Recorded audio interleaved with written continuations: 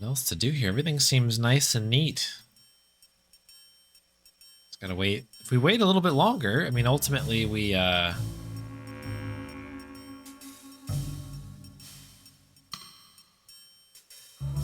the police eventually show up.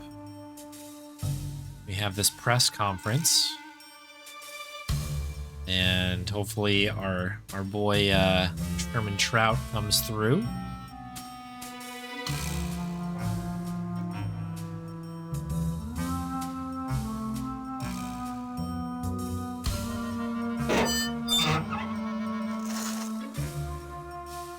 Yeah, seems like it's all in good order here. Does it work now?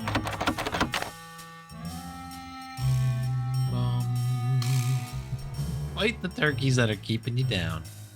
It's locked. It's locked. That's crazy to me. Don't let the turkeys get you down.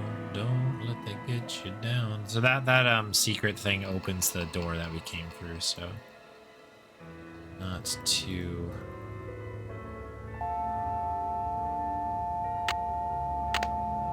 surprising, unfortunately. Is there anything else in here? Yeah, it's just the phone, which does not work. It's an internal only phone. Like, oh, hello. How are you holding up? I don't know how I'm feeling now that I've seen you, but what's that? Have I drawn anything yet since Nancy drew? Like on the wheel?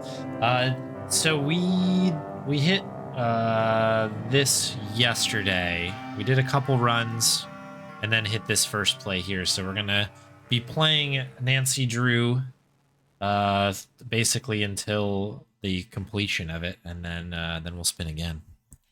That was a bad pun. Oh, have I drawn anything? Okay. That one, humongous whoosh right there. Thank you. Oh dear. John KGB, inventor of the hit video game KGB. It might be. KGB-conspiracy. Family name. Thanks for finding Maya's press pass. Where was it? I found it in the basement. I mean the balcony. Oh. It was the balcony. All right. The basement, the balcony. Okay. Great job on the posters, too. You market yourself like a real pro. Please, Nancy. It's not me.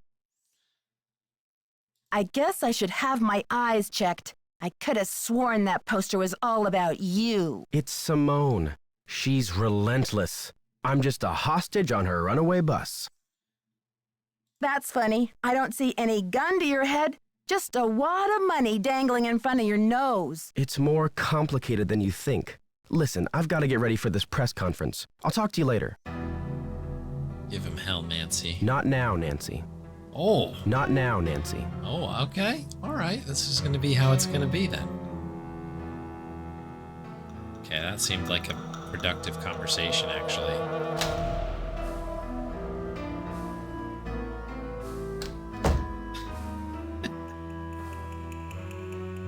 I appreciate the gusto there from Nancy.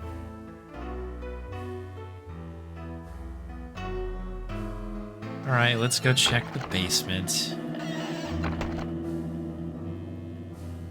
I mean, we have looked down here already. So this shouldn't really, there shouldn't be anything here. This magician needs some first aid. In truth, unless like this is a secret door or something. Something behind this poster, which seems likely, however, I don't know how to convince the game that that's what we need to do here.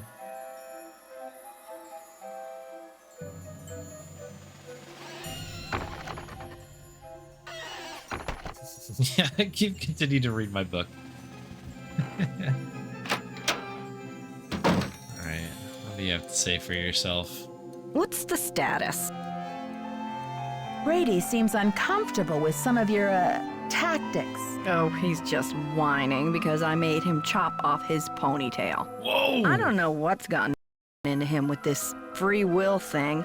I told him, you can't even dress yourself, kid, but if you want your blockbuster career to crash and burn, go ahead, manage yourself. Pour one out for the ponytail. I think your phone's about to ring. Ciao. Ciao. Alright, are we just playing everybody against each other? That's kind of a good way to do this, I suppose. You have any rebuttal?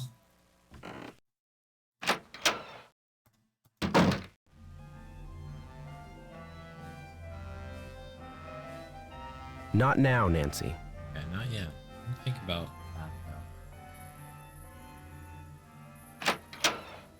that.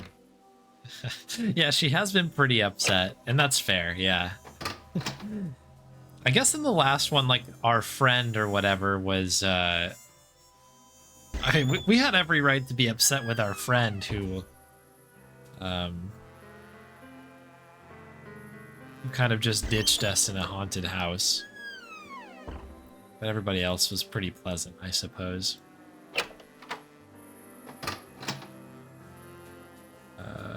No. Versus, like... this time it's like immediately our friend is kidnapped and in danger. Everybody's like, oh, this is fine. That's showbiz. Okay, folks, we're about to get started here. Mrs. Mueller, Mr. Armstrong will do their best to answer all of your questions in the time allotted. But let's proceed with good manners, shall we? Thank you all for coming. I'm only sorry that the circumstances of our meeting are not more festive. Am I supposed to be somewhere else? Nice if we were all gathered here today to revel in the blockbuster success of Brady Armstrong's new movie, Vanishing Destiny. Wouldn't we all prefer to turn our attention to record ticket sales and the squeals of delighted fans across the nation? But alas, we have come together today over tragedy, not triumph. I've called this conference specifically to let you know, and I trust you will take it upon yourselves to inform the world, that Brady Armstrong will not rest. The greatest performance of his career will not be unveiled until Maya Nguyen... Hey lady, you're breaking my heart. But isn't her name Maya Wynn? until Maya Wynn is returned to her friends and family, safe and sound. Already, our real-life hero has searched this theater and uncovered important evidence.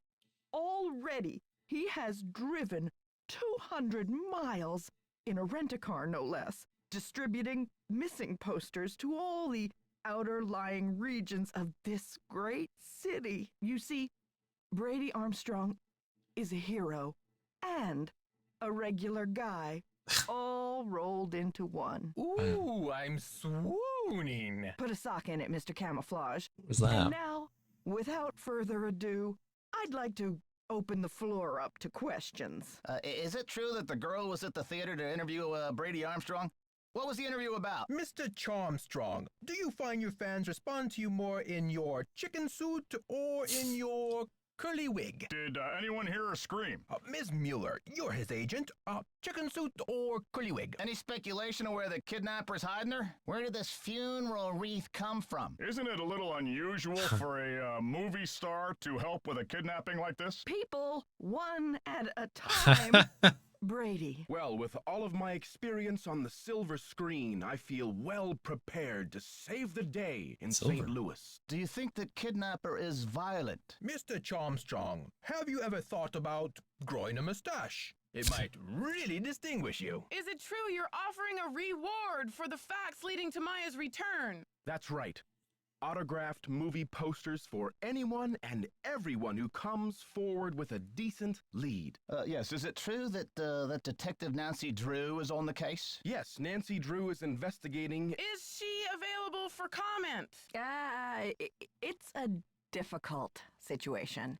You see, Maya is a friend of Nancy's, and the personal connection, well, it may be clouding the detective's judgment. She's really on edge. Isn't anybody around here concerned about the welfare of this magnificent theater? There's more than one life at stake today, you know. Okay, I'm sorry. Hey, press people, over here. If you want the real story, talk to me. Over Sorry, here. Miss Mueller. You'll have your photo op in a moment. Yeah, over here. Down by my van.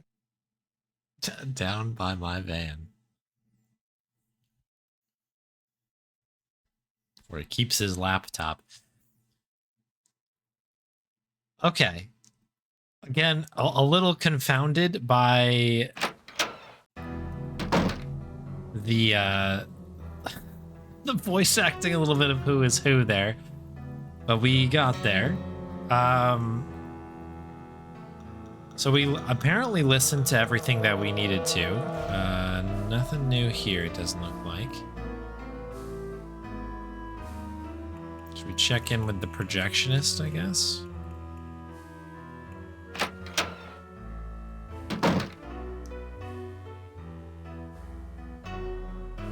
Oh. It's locked. Oh?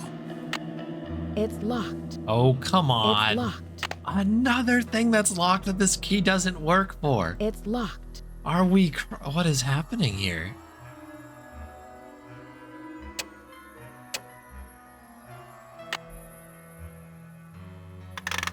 Okay. Okay. Apparently this is what we're doing now. What we have here. Crossword.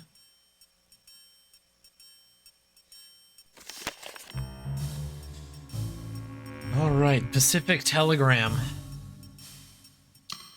Herbert Radude and Son Men's Rooming House in Greasewood, Arizona. Right, that was where he was gonna, not retire, I guess, but he's gonna open his own theater out there. For a clean bed, hot meal, and a place to hang your hat, you can always room with the Radudes. Dear Mr. Hughes, we received your letter inquiring about the whereabouts of Jacob Hughes. Unfortunately, Jake died 6 months ago. He had been ill with emphysema for some time, and you'll be glad to know that he enjoyed his cigarettes to the end. He died peacefully in his sleep. Okay. You regret that we were unable to contact you at the time of his death, but we had no idea that Jake had a brother. He never mentioned any family, and our research did not turn up any leads. Your brother was cremated according to his last wishes, and no rent was due on his room. Please contact this county coroner's office if you'd like to have his ashes shipped to you. We're sorry for your loss. Sincerely, Herbert Radude Jr. Okay. That's, unfortunate. Nothing else we can do. There's no backside, right? Okay, interesting situation there. Hang on. Look at this calculator here, a fold-out one. Pretty fancy. Boom, boom. Okay, so what does that mean for us? Nothing else to take here. I don't think anything's changed, I suppose, since we were in here last.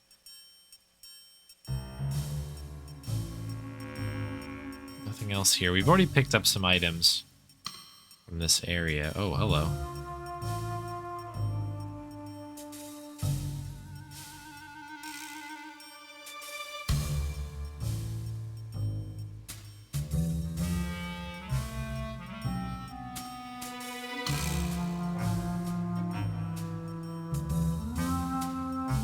Interesting. I can't seem to click any of these things. That is interesting that it looks like we can do stuff and then kind of see what's going out in a different place. Just checking to make sure I'm not missing anything. Doesn't look like anything's selectable.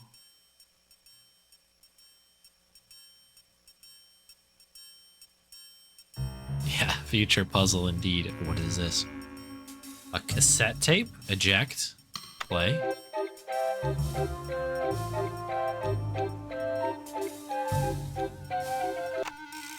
Okay. This isn't a cassette tape, right? I can't figure out what that is. Looks like maybe a slide or something.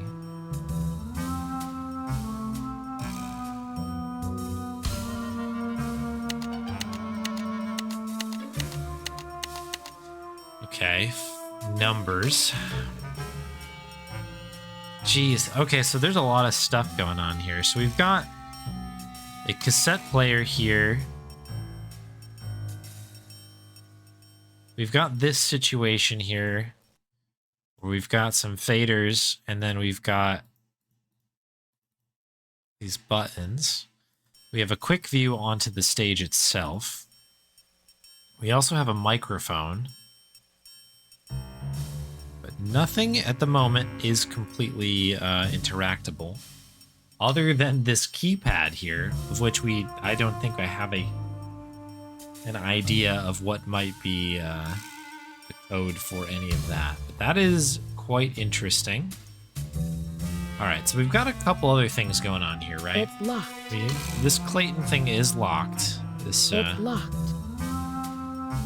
Projector, I guess. I guess if we're able to get in the projector, presumably we'd be able to project something, I guess. Okay, so we can set a focus.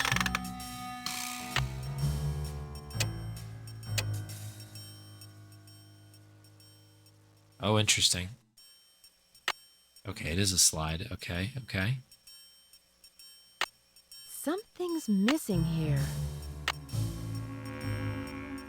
We go in before I get any further in this thing. Okay, that's just a giant hotspot for that. I can't go any further over. Right. Focus. Focus. Focus. That looks decent. Let's go out to the lobby. I should switch the power off. What if I don't want to?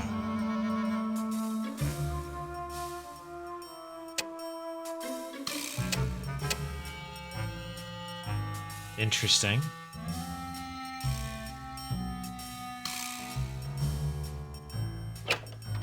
Is there something new in the lobby now? Okay, at least we've figured a little bit of that out. That's kind of cool.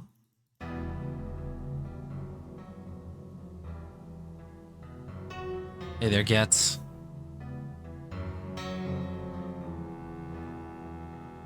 Yeah, this is definitely a trickier situation.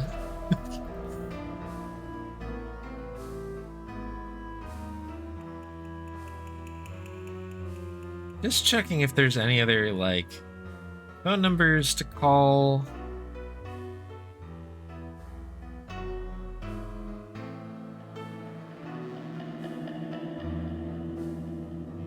It's not.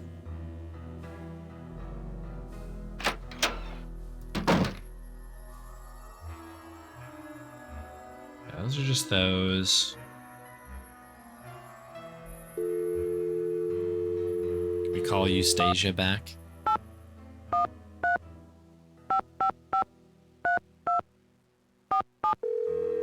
Try to get this Trout guy on the move. No, she is not around, unfortunately. We already looked at that. Okay, maybe we can go back into people's rooms now. It seems like we're just a little bit ahead, honestly, of whatever that projection puzzle may be.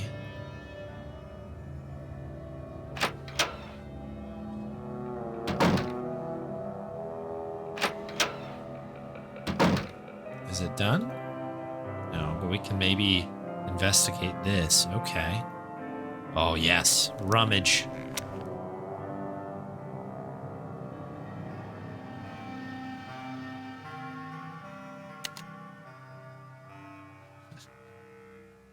If you ain't broke, then take our tours. That is terrific. Look at this. Oh, the poor guy got rid of his ponytail and instead got like an insane wig. I love it.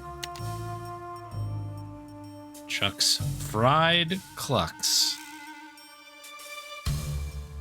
Look at him! Why did it zoom in? I wanted it to zoom in, but that's amazing.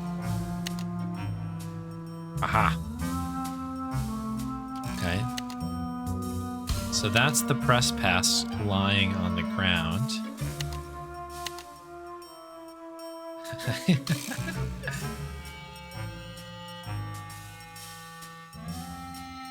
Washington University in St. Louis. Oh, I thought it was like Washington State, but I guess, okay. Oh my God. This game rules. It's so good. It is, oh, this is so good. Okay, we're in 2 different backgrounds. So this is the basement. Now taking this. Look, this is an uncomfortable face to look at. Out in the main theater. Okay, I'm getting a little blue steel here now. This is up in the rafters. A couple different things. A little smile. I guess that's that. Okay. Anything else in here?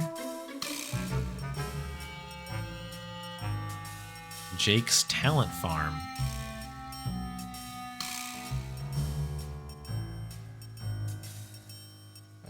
I guess I should probably write some of these numbers down. I don't know if we need to do this. So this is Jake's Talent Farm.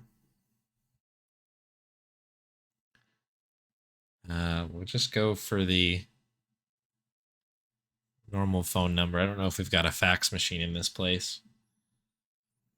This is 0002. Incredible. Jake Schmoozer. Mama Centric's Wellness Garden. Specializing in aromatherapy and other holistic remedies. Okay. Okay. Mama Centric. This looks local, but I'll jot down the area code just in case. 4437. Okay. Yo, Archie. Howdy, howdy. Thanks for the good luck.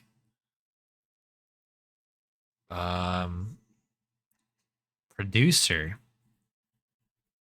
at Aspect Ratio Studios. A pretty fancy business card, all things considered. Shania Q. Ramos. Okay.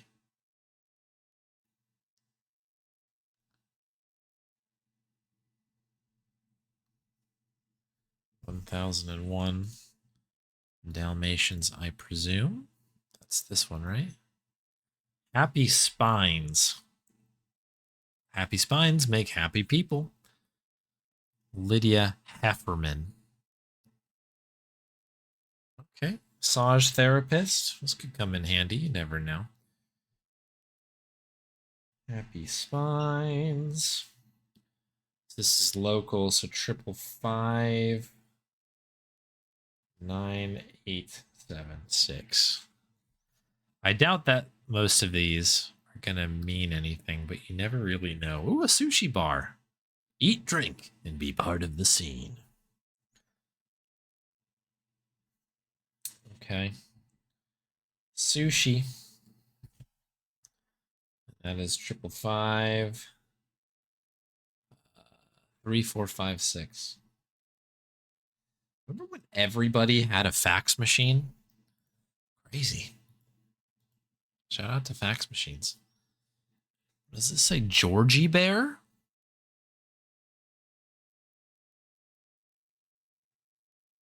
Okay. All right. Georgie Bear. This next to the Library of Congress number because this is that kind of game. 213 555 3699. Right. No fax machine for Georgie. I wonder if some of these numbers could be helpful actually in getting us into a thing here. So also in addition to that, we've got birthday 8-13 with a little star. And I guess we keep an eye on the shirt size. 17, 36, 37. Okay. Fascinating stuff. What is this last one here? Ginger's 24-hour Flower-Rama. Oh. Well. Look at what we have found here. If it wasn't our old friend called in the wreath here.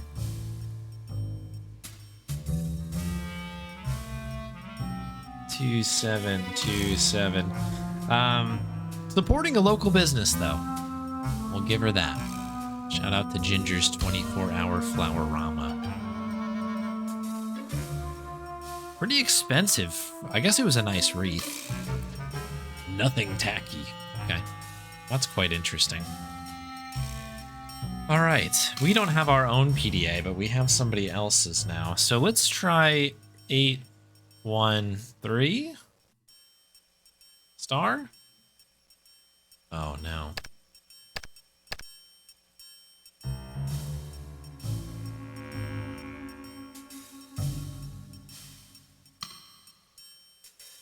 These one of these puzzles? To make everything.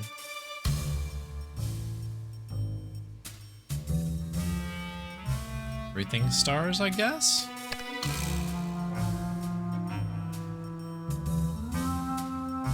Yeah, 813.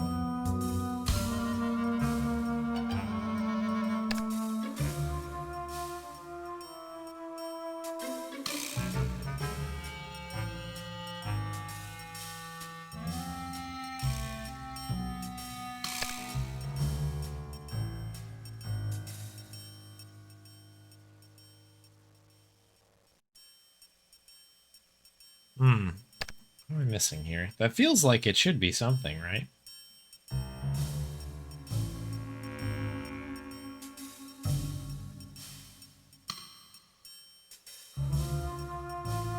It's interesting to me that if I do...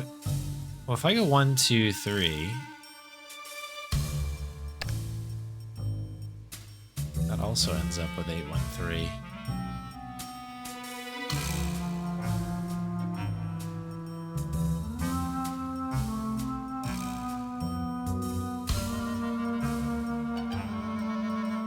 I feel like I'm playing Blueprints again, trying to solve one of these,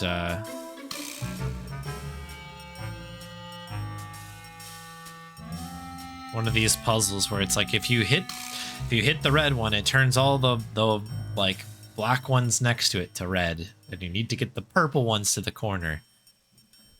I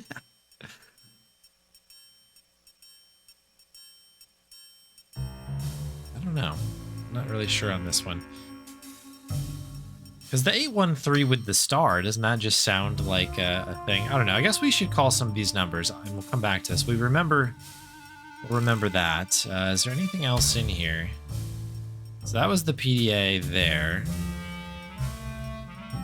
That's the camera. Okay, I think those are the only two things in here.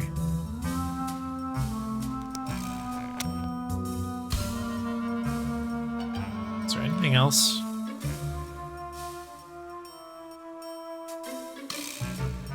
Doesn't appear so. Hang on that.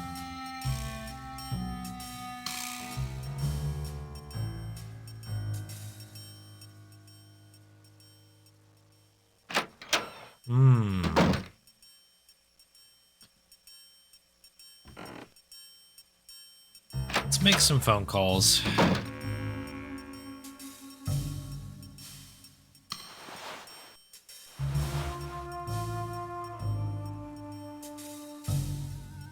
This guy's not over here, is he? Oops.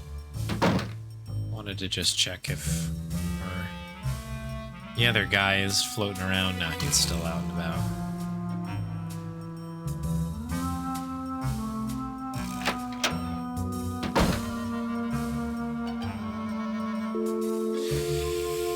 Alright, where do we begin? I guess let's call the florist first. They might not pick up. These all might be just kind of like fake numbers for flavor. Sorry, your call cannot be completed as dialed. Please check the number and dial again. Okay, also that's a bit odd. We have enough kind of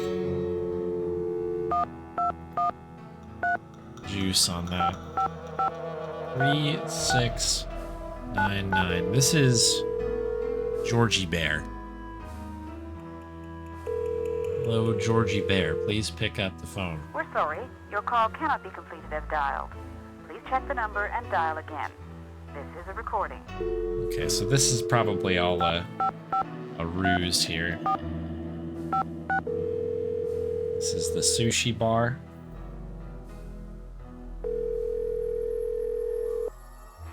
We're sorry, your call cannot be completed as dialed. Please check the number and dial again. This is a recording. Try one more. This is Mama Centric.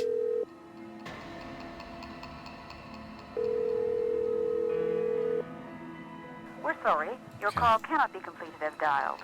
Please check the number and dial again. Well, that's disappointing. We got all these phone numbers, we can't call any of them.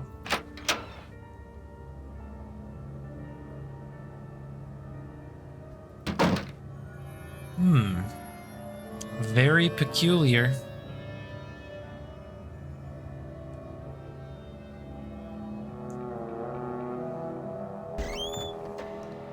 I think this is the area where the guy was taking the photos here.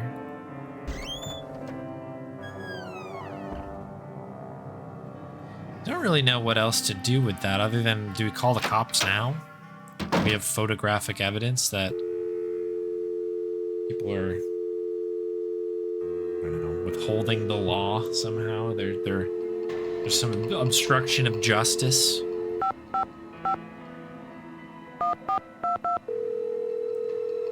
Or are we just gonna get put on hold again? You've reached the St. Louis Police Department. Yeah. This is a non-emergency line. Calls will be answered in the order they will receive. All operators are busy helping other callers. We will be with you as soon as possible. Your patience is appreciated.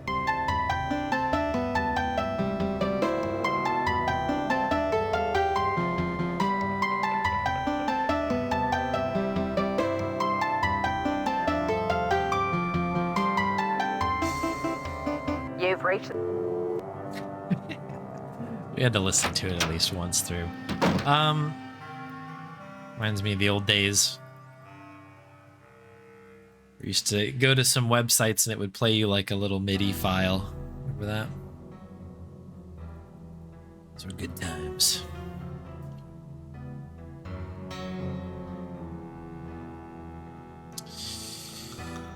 Well, I don't exactly know what the next step here is. I'm a little tempted, I guess, to maybe call Bess. And George, of course. Maybe we just need to do a little bit of an evidence hand-in or something. I truly, though, cannot believe that we have the most secretive keys and we just have no... We've got nowhere to use it. It's nuts. That is some special next level stuff. Oh, you know what? I'll check one thing. Since we're over here.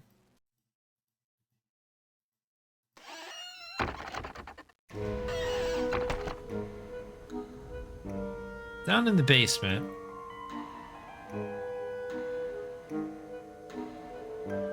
Just kind of do a little U-ey here. This is like where it was found, right? It doesn't look like I can go to the right at all, like other than to go back upstairs. And I'm like, was kind of curious of the little machine that's over on the side here. It does not appear to be... This magician needs some first aid. Does not appear to be coming together. That's okay.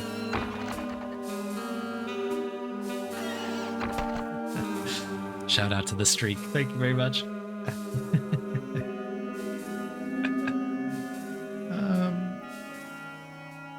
So what do we have burning here? I guess we have the PDA. We still have yet to get access to the drawer in the men's dressing room thing. And we have the projector puzzle, which appears to also not be fully available to us. Let's see what the girls have to say here.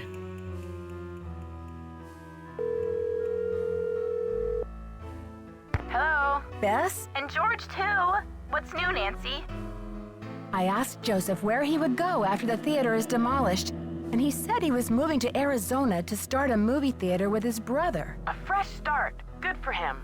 Yeah, except that I found a letter that says his brother has been dead for years. Why would he lie? What do you think he's hiding? Give the guy a break. Maybe he just wants to hide the fact that his life is going to be empty without that theater to look after. Okay, you two. I'll talk to you soon. Watch out for weird people! What a depressing phone call. Okay.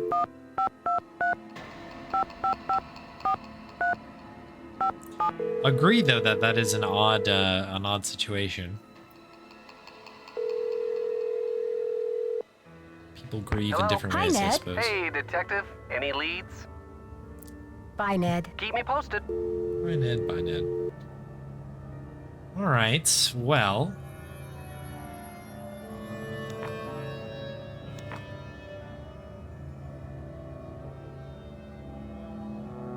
$1422, that is the same number that we have. So it's not like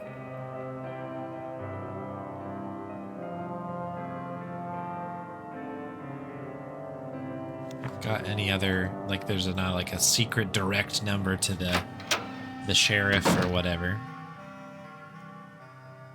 Just one number for the cops. Anything new over here?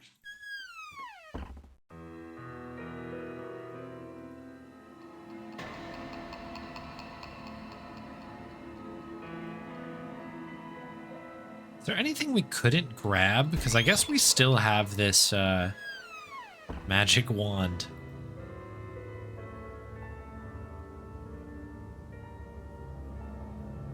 There's our concessions guy here.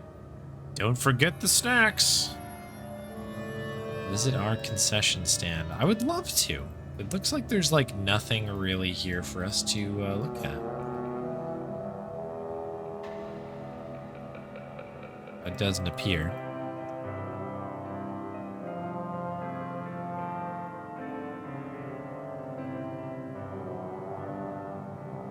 Also, hey Summer, I think I may have missed you when you popped in. Welcome in, if you're still around.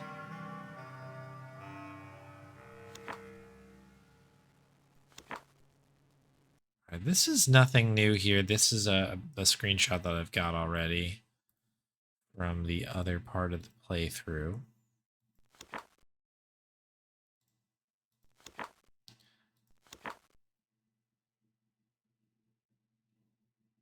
I think I've tried calling this number as well.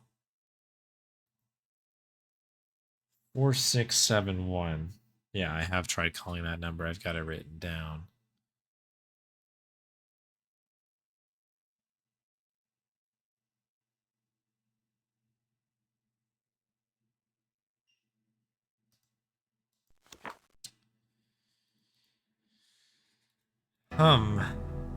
Very, very mysterious.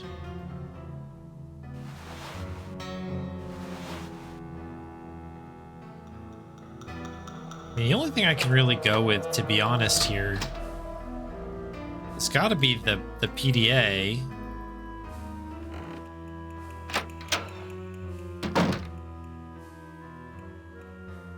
I mean, I guess we could take a look at the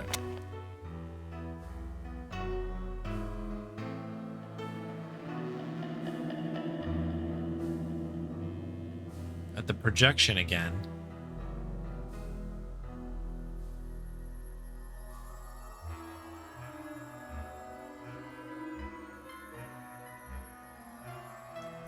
It was the culprit all along.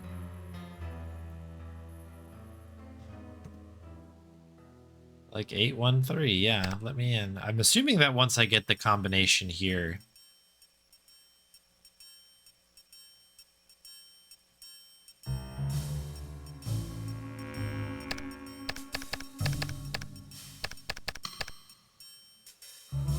It'll let me in.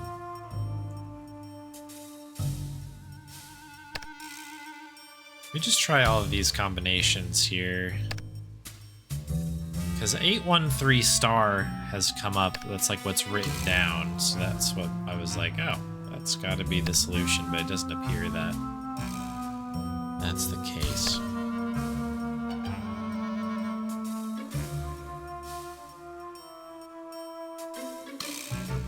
I also don't really understand this puzzle. Like, I think that there's probably something going on. Because now we had double numbers.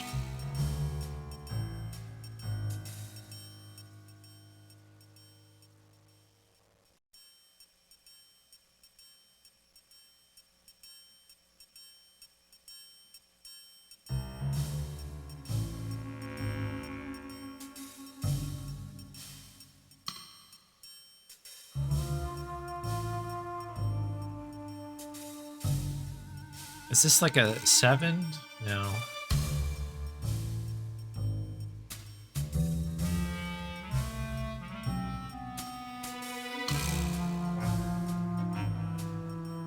If this is like a well-known puzzle format, I'm actually not familiar with it. So if I click the 1, that turns into 8. I mean, 2 times 4 is 8. Could be something.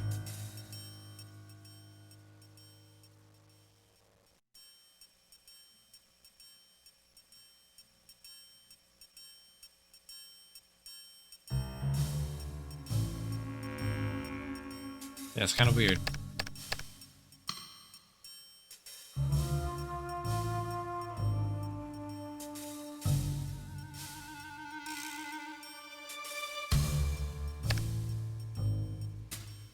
Yeah, no, this is the thing I'm kind of going off, but this is where I'm getting the 813 star thing. I'm probably looking too far into that specific hint.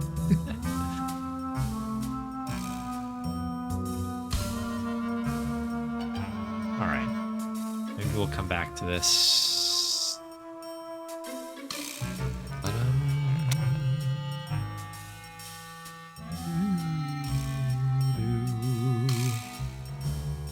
I imagine the...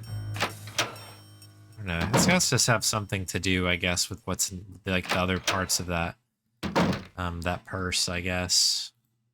Whatever you want to call it, the PDA thing. The cards in there and what have you. I was quickly going to run up here and have a look.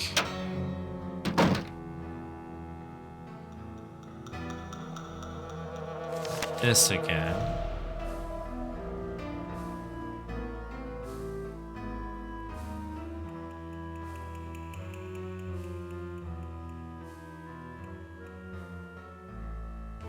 This is not dated at all.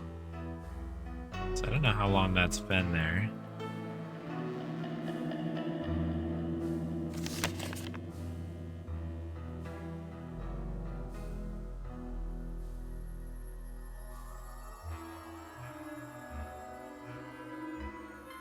There's no phone number on here either.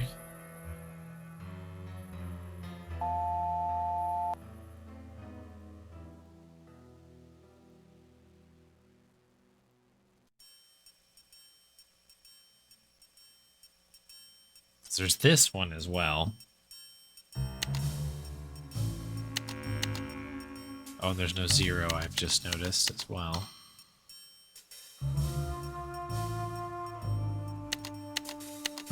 (813) on that one.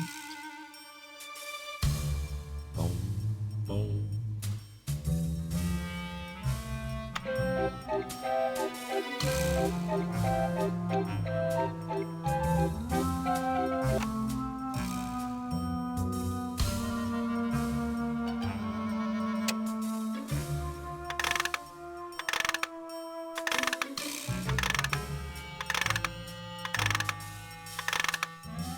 I should switch the power off.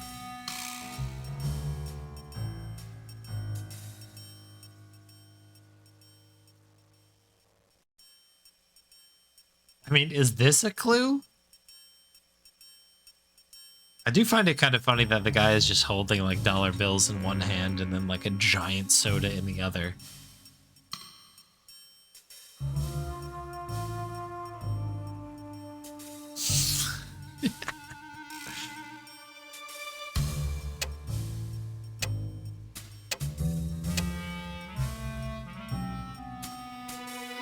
Really have anything else that would work in here either. I'm assuming when we get the slide from Trout, the Trout guy. Something's missing here. I should switch the power off.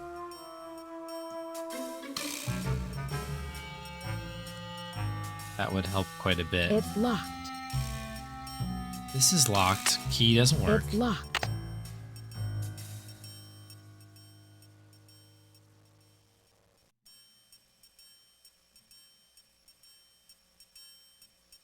I don't know. Does this, I guess, like unlock the rest of the controls? Is that what I'm meant to believe here?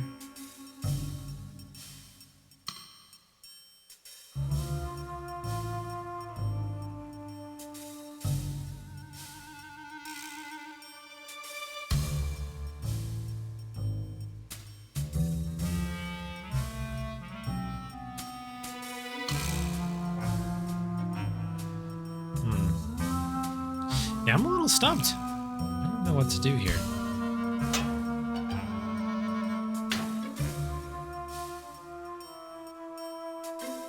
One thing I could try to do, although I think I would need to unlock this stuff here.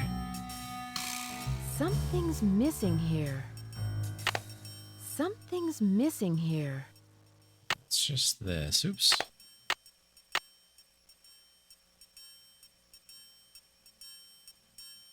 It was Nancy switching the power off. I should switch the power off. Ooh, gotta be careful. Keep it online for stripes.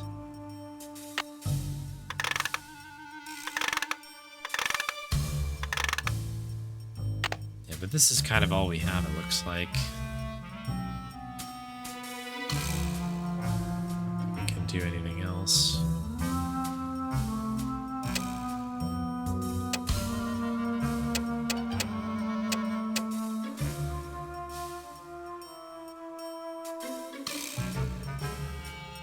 It's locked. Yeah, there is a poster that is around the corner here, I believe. This one, yeah, right here. Don't forget the snacks. But yeah, it doesn't look like it's selectable in any way to my particular eye here. I would see this movie though, The Moose Next Door. Seems very dramatic. These like fake movies all are pretty funny looking, I will say. Blue Gray.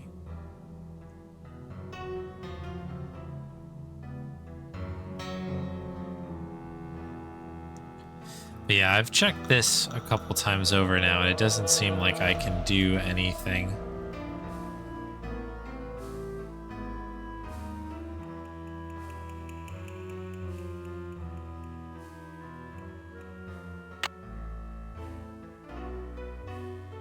This also doesn't seem to have like any selectable hotspots.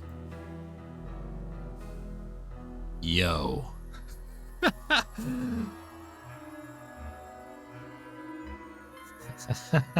Just totally normal neighbor. I mean, yeah, that'd be amazing, right?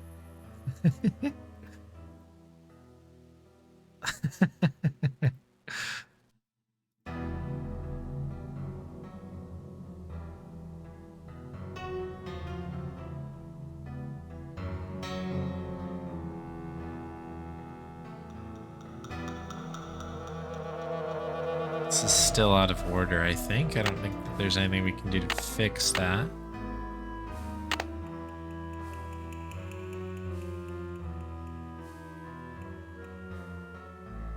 We might have to look to the cookie here. I'm trying to think if there's anywhere else I haven't really looked at. Like, it might come down to just me trying to understand better that puzzle, I guess. The PDA puzzle.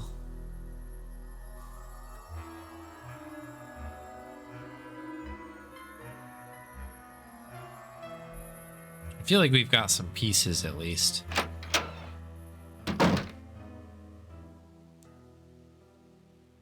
The PDA one almost seems a little bit more likely because the amount of time that the agent's going to be out of the room seems tighter, you know what I mean? Let's see.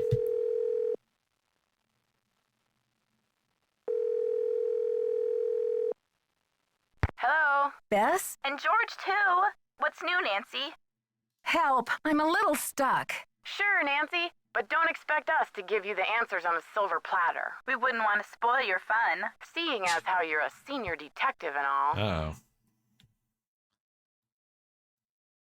Ladies, I need a hint. I don't know. Me neither. Oh, wait, did they not give you one on Senior Detective? That's pretty good. Well, before I push any further, let me think here. What have we done, and what needs to be done? Because, yeah, we've got drawer yet to be opened, have a key, doesn't go anywhere. We have the PDA thing, which appears to, I mean, there's got to be a way to open that thing. I just can't seem to understand what it wants me to do, but that seems like a good lead. And then we have the projection thing, which all seems to sort of be tied to that keypad, but I don't really have any sort of idea what that could possibly be. And all I've really tried on it, to be fair, is like the zip code of the town that he was going to move to. It's like, I guess, like, I don't know, it's like, oh, that's an important number, I guess, to him.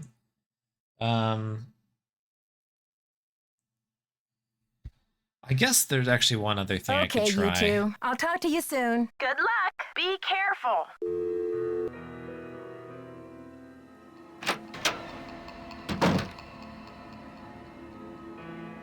Let me try one thing here.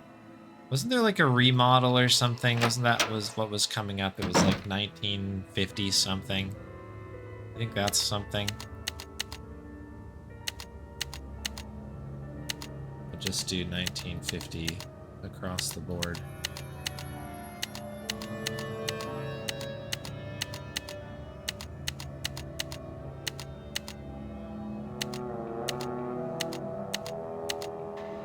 Try 7, yeah.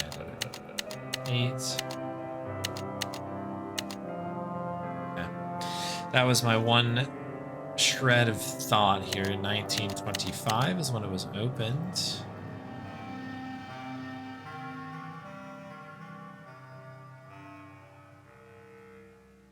Yeah, I'll take it, Galaxy, if you have it.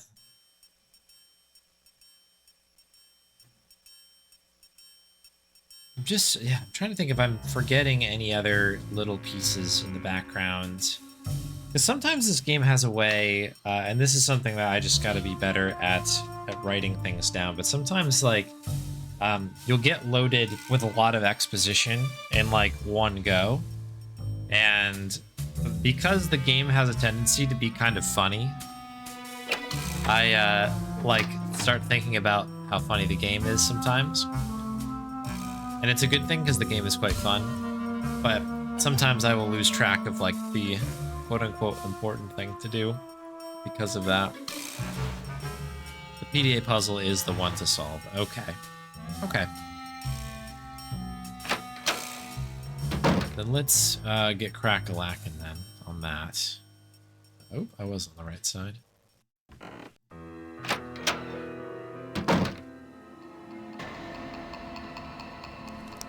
It does make sense. Is there any pictures that could help us here? Baroque tours? Can we try 1965? Little Chuck's Fried Clucks. This is so good.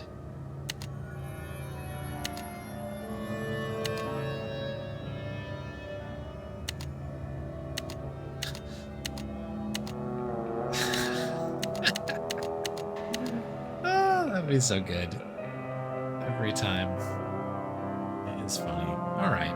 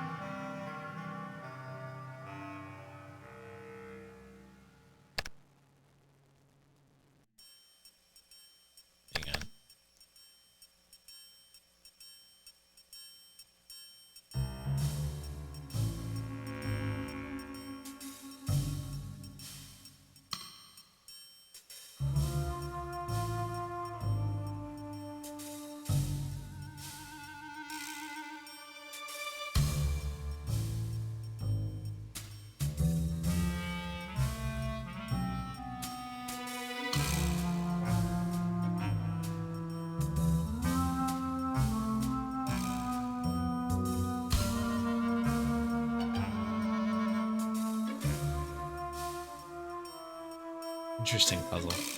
I thought I was onto something for a second. This will be something that was kind of going to be cool to see in the speedrun eventually, of like how quickly this goes. I'm assuming this is a set thing. It was not 1965, which I wanted to try. Let's quickly up to here and see what else we could go.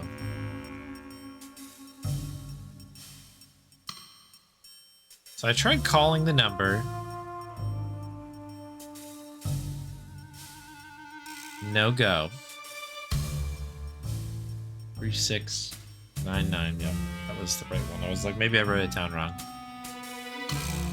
So we try that 173637.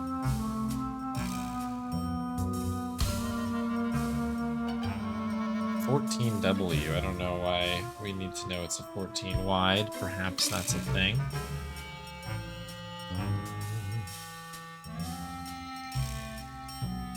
$17.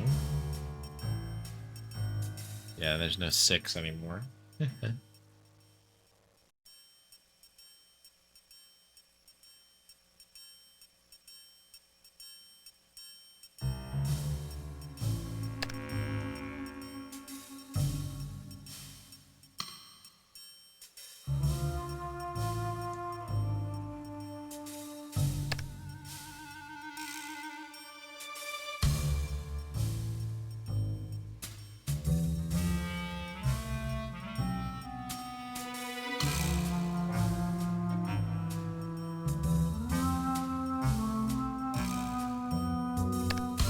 Yeah, what's your thought, Electric Dragon?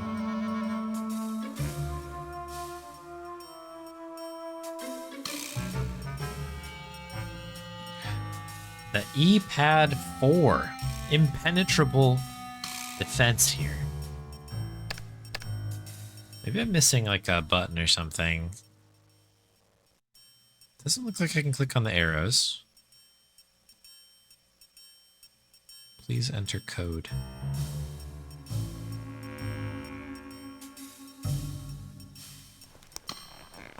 Ba-dum, ba-dum, boom, boom.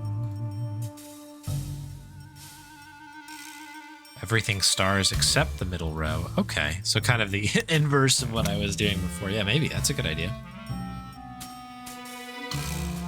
So trying to keep this as like this, but this one would also be a star.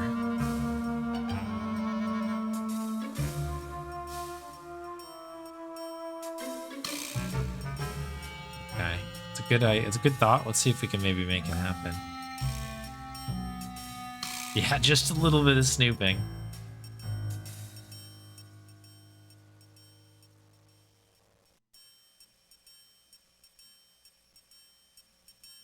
Okay, I think I understand a little bit of this now-ish. He said as he... Oh, that was it. Okay. So maybe the solution is in fact... What was it? 814? 813? But we did then also need this to be...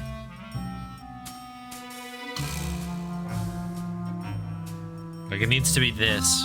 We also need to have the stars, kind of similar to what you're saying.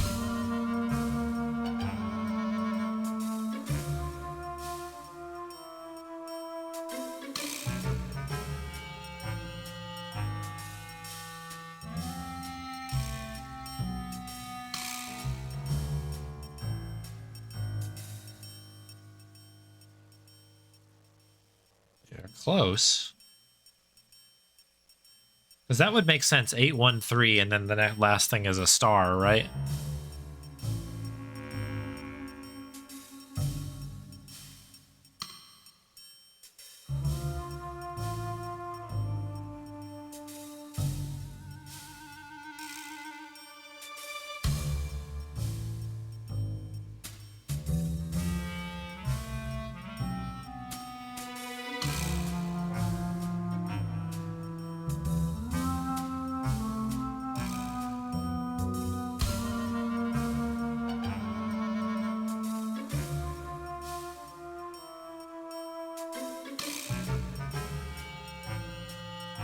Every time I think I start to understand how this like movement occurs and how I'm switching certain things around, I'm then confounded.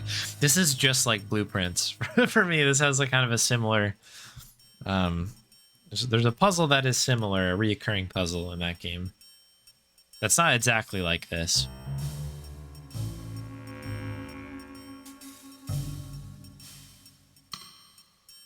All right, we're back to square one.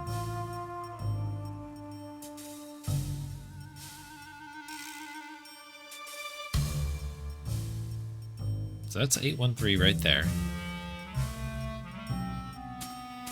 So does this just split certain things up? 2 and 5 would be 7. I don't know if this is math related, I guess. This one doesn't really invert anything. 4, 5, 6.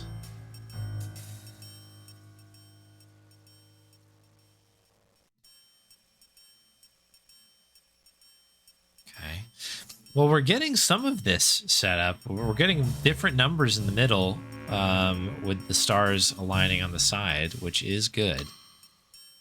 Okay, we got it. I think that said, let me clip that really quick. Do I have a clip button still? I don't even have a clip button. Curious. That happened really, really fast. I've got one over here. Has it been 30 seconds? Maybe it has been. I'm just curious if I was right. Or I should say, with the help of Electric Dragon and Galaxy, thank you both for the ideas or the nudges.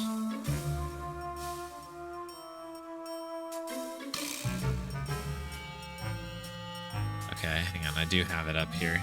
Can you see this? That was it there. Okay, it happens like very, very quickly. Yeah, it was. It was 813 with that. Okay. Very good. You could just barely see it.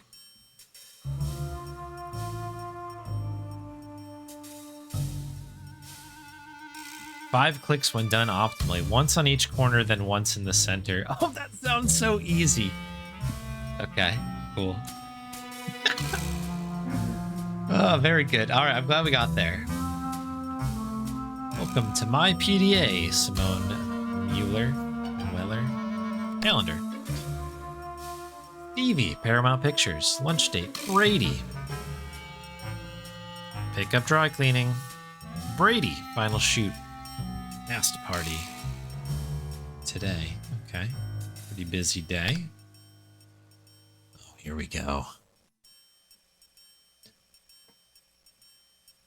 Hey, Grubby, thanks for the GGs. And Electro Dragon, thank you for the GGs.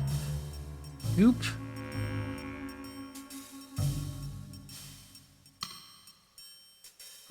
Boy Armstrong at Weller Vision. What the heck?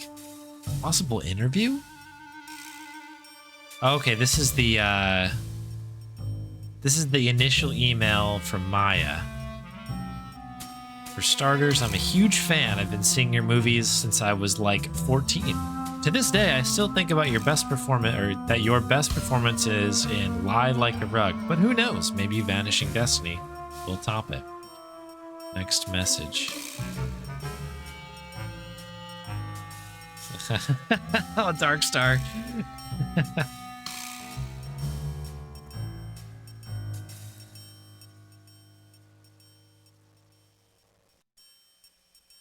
I'm in college at Washington University now, and I'm planning to see your premiere at the Royal Palladium. I'm contacting you because I'm hoping to interview you for an article I'm writing for my school paper. I'm sure you're very busy, but could I stop by your dressing room the afternoon of the premiere? I only have a few questions. The interview would only take 20 minutes or so. What do you think? Please write back. Yours sincerely, Maya. Okay. Sent, I guess? Worldlink.net. Now that's a 90s handle if I've ever heard that. Georgie Bear, thanks for your message. Miss you too, sugar. Can't talk though. A lot is happening here. I'm a genius. I will tell you all about it when I get back. Love your Simonster. Oh boy. Next message. Jet Set Travel. Change of itinerary. Hey, Carol. Listen, something's come up, and we won't be flying out of St. Louis tomorrow as planned. I'll get back to you when I know something definite, but for now, just cancel that flight, will you please? Signed, Simone. Next message. Cecil. Things are going better than I could have hoped for. The premiere is off for now. News is spreading like wildfire. Tell Rhonda. Great work. Rhonda? Is Rhonda behind all of this? From Cecil. To Cecil, you can't fool me. Listen, Cecil, have you been brushing Miss Sparkles? I checked in with her this morning on the webcam, and she's looking awfully bedraggled. She's a very sensitive cat, Cecil. She hates to have a bad fur day. If she's traumatized when I get home, you'll be sorry you ever met me. Damage control. To Merv at youlookmarvelous.com. Oh, let's go. Damage control. Merv, thanks for getting back to me, getting me those contact sheets so fast. The black and white glossies for Destiny definitely need another airbrush. Can you do anything to make his jawline look more defined? Let me know. Okay, nothing in the trash. Next message. Oh yeah, I missed this one. Versus replying to Maya then.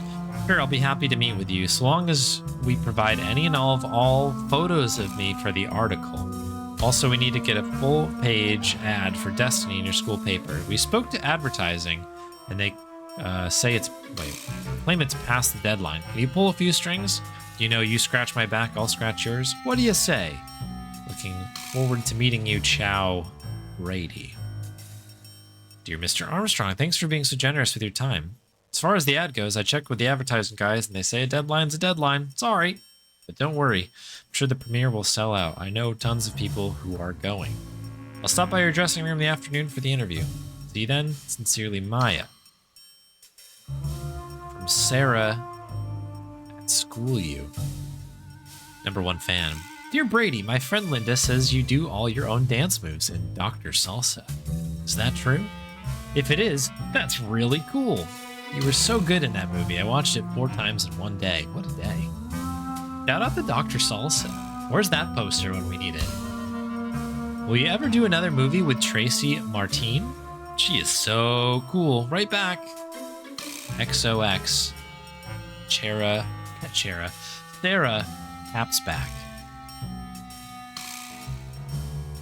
From somebody at rocketmouth.com. What's your problem? Subject. Brady, I've written you like 22 emails and I haven't heard anything back. Teen Style Magazine says you care about your fans and that you're not stuck up. So what's your problem? Right back. If you don't, I'm going to join Leif Jenkson's fan club instead of yours. Your #1 fan, Desi. Okay, tough one out there for Brady. Z Stevens at patchalert.org. Hi, Brady. I'm writing because I just read an article in PQ Magazine that says, Police Quest Magazine, that says sometimes men who have ponytails are really just trying to cover up a bald spot. You don't have a bald spot, do you? Please tell. I promise I can keep a secret. Your biggest fan, Xena. No wonder he's so sketched about that, huh? From Ebanks. Future rock star subject. Hey, Brady, what's up, capital U? I'm wondering what your next movie is going to be. I'm also wondering, can you play the guitar? I think you should start a band. I'm in a band. We're called Senator Spanky. Cool, huh? That is cool. What an interesting name. I don't know if I jump to say it's a good name, but it is certainly an interesting name. Senator Spanky. You should be in one too. I bet you'd rock. Well, gotta start my homework. Right back. EB. All right, Jamie at spaghettihead.net. These are excellent domains. Hi, Brady. As far as dudes go, I'm probably your #1 fan. I'm also a young actor, 12 going on 13, and I wondered if you have any tips for me. How did you get discovered? Please help me. Yeah, I wrote you, but you still ain't called. That's right. do. Sincerely, J.R. Stetson. P.S. Do you think this is a good stage name? P.P.S. Your ponytail is cool. What kind of hair gel do you use?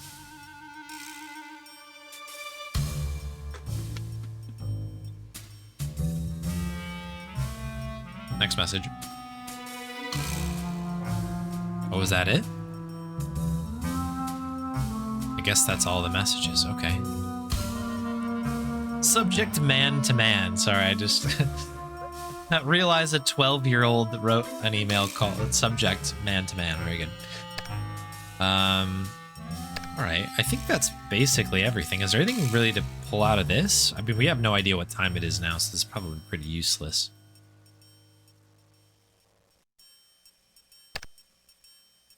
Email. Yeah, we've done everything. Nothing in the trash, it appears. Boom. Just make sure I didn't misclick or something.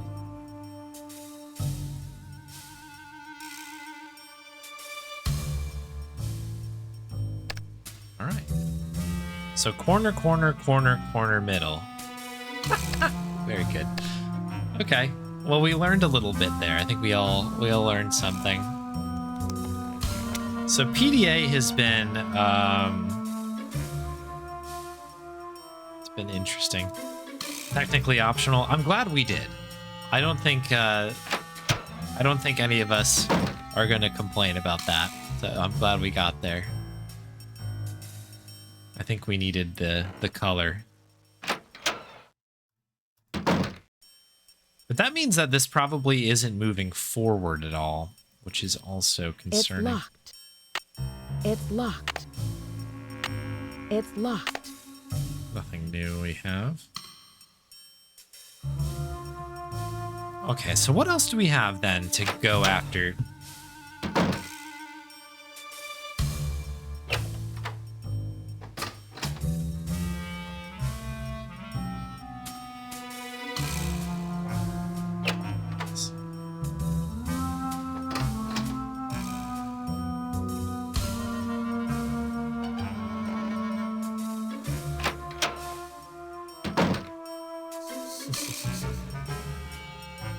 It's that like Bloodhound Gang song, right?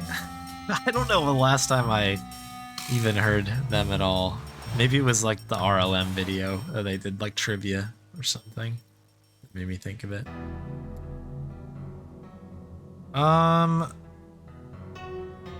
what does that make this? That must mean that we have to do the projector, right? I don't think there's anything else we can even do.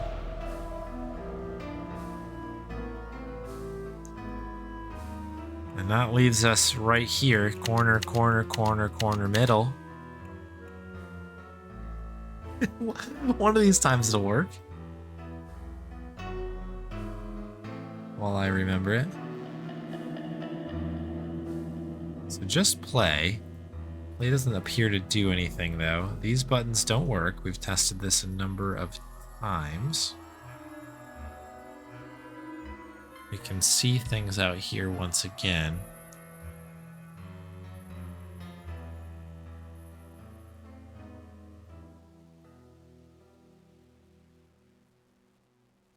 It's locked. Yeah. Is it the number on the side here?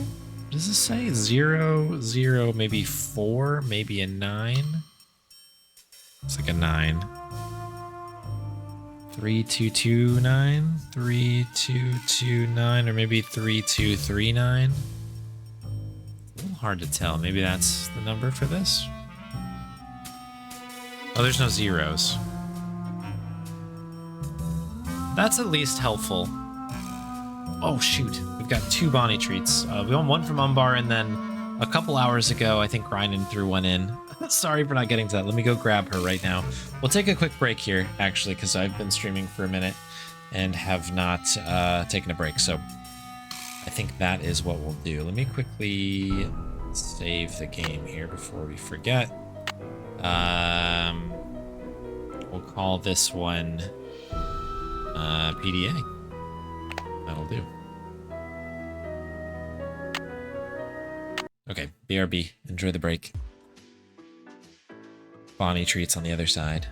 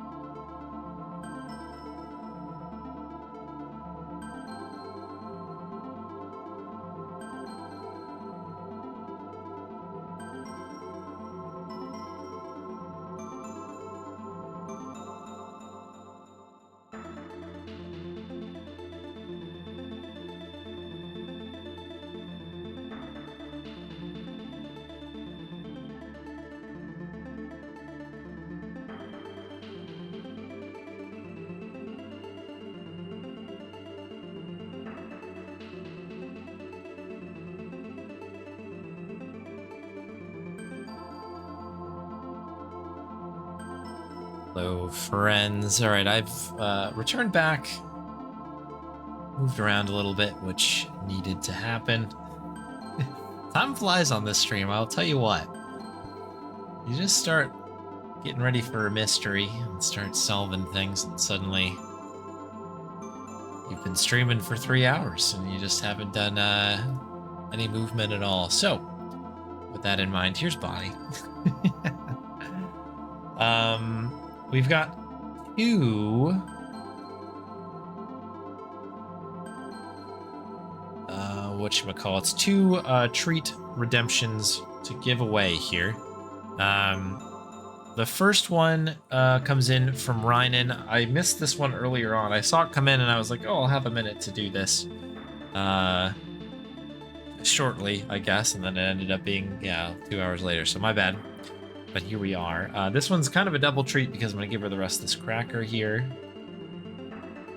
So there is a treat from Rynan. And then we have another one lined up for Umbar.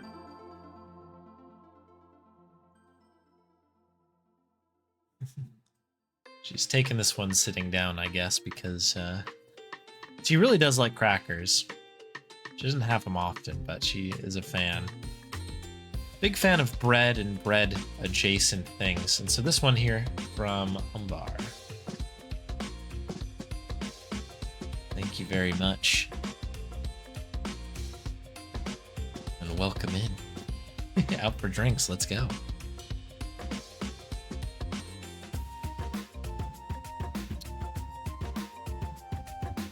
Alright, Bond, do you want any water? I have the cup of water still here if you'd like. No? Okay.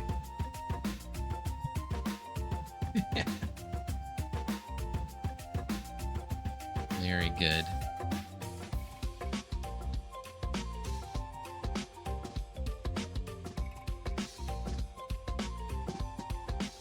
Quick work of those. A couple pets for the road here, and then we'll get back into Nancy.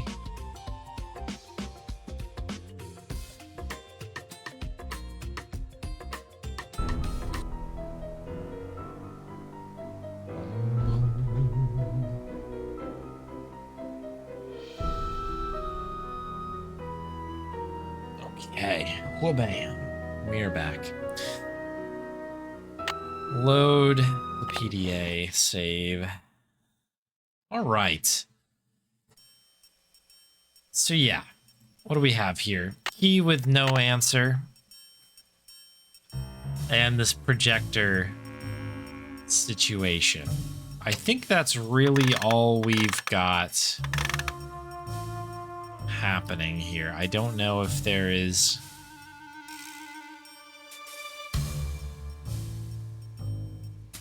any other loose ends.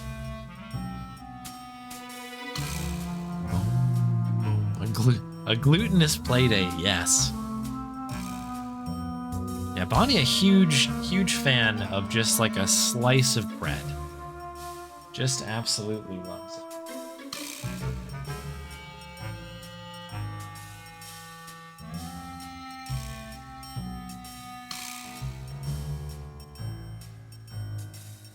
I'm just wondering if there's anything like hidden in here. Like, let's go out.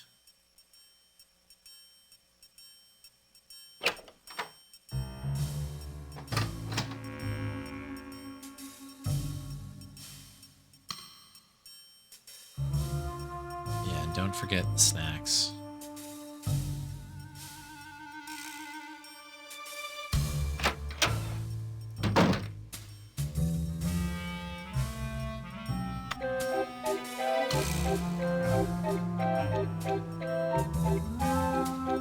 I can't seem to, like, actually exit this at all, can I?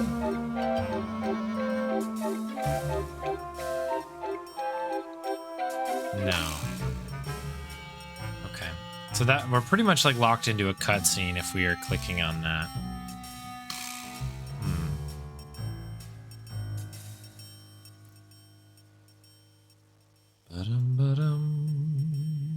It's locked. It's locked. 100th time's the charm. Is there anything else I can interact with on the side here? It's locked. I think this is all part of the locking mechanism. Pulling back out comes back out here.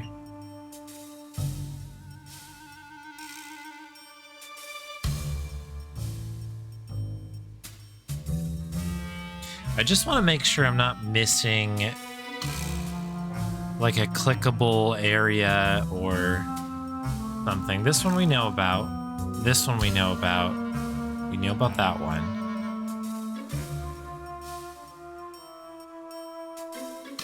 And we know this punch into the microphone.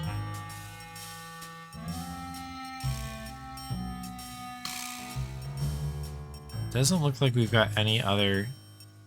Okay, that's part of that punch in. Okay. Is there anything else in here, maybe?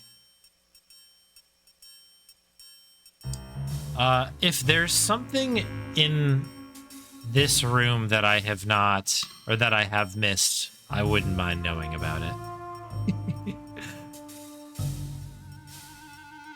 I'll say that.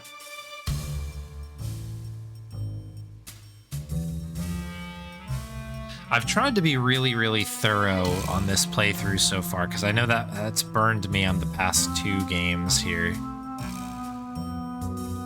So I'm hoping that I get better at this time around, but it did take me a really long time to figure out that this room even existed. But we got there eventually.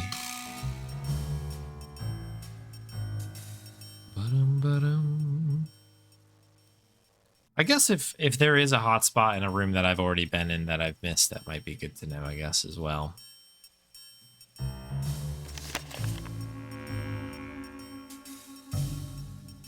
Because I'm not going to say confidently say I've checked everything, but I feel like the rooms that we've been in, I feel like I've spent a good amount of time looking for every little nook and cranny, but obviously would not be surprised to have missed of something.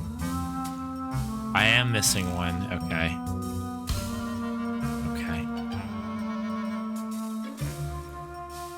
Nancy. Classic Nancy Drew moment here. Yeah, give me a rough spot. I would appreciate that. I think that'll be good. I'm thinking it's not in this room because I feel like this has gotten the once over here.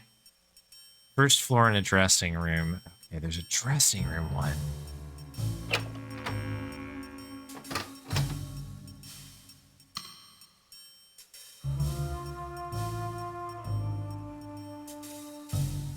I'm not sure. The dressing room thing is, I mean, it's obviously a dressing room, but what I will say is that I really did try to go through the dressing rooms very, very, very carefully. All right, we'll start in this one and see what we missed here. So there's kind of 2 layers to this in these games, where there's bits like this where we can punch in and look at something. And then there's also other ones where, you know, it's like if you can interact with something, it highlights red. Well, this is new. Where did this come from? Over here. I probably thought it was part of this. You are what you project. Oh, this is the book he was reading, I guess, huh? Becoming captain of your own destiny for the first time in paperback. Okay. Chapter 2. The language of success. In the last chapter, we established one of life's great truths and the premise of this book. You are what you project. Another way of putting it is what you project is who you are. As we saw in the cases of Lisa and Dwayne, a negative attitude is a poor foundation from which to win friends and influence people. Because who wants to be around a grouch or do favors for a loser? No one. On the other hand, with a positive attitude, or what we call your inner captain, sky's the limit. The stories of Rick and Beatrice prove that if you command the world, you are my oyster. Now open up and hand over the pearls. Okay, interesting, interesting. You'll soon find yourself basking in fame, fortune, and social popularity, standing at the helm of your own destiny. This chapter will learn how to speak the language of success. And that's not just verbal language, it's the body language too. Everything that you communicate to the world, or it's everything you communicate to the world. So stand up straight, pull up your socks, and freshen that breath, because you, yes you, are going straight to the top. Yes. Before we get started, take a look at this chart to see if you're speaking like the captain of your own destiny, or the cabin boy. See chart on following page.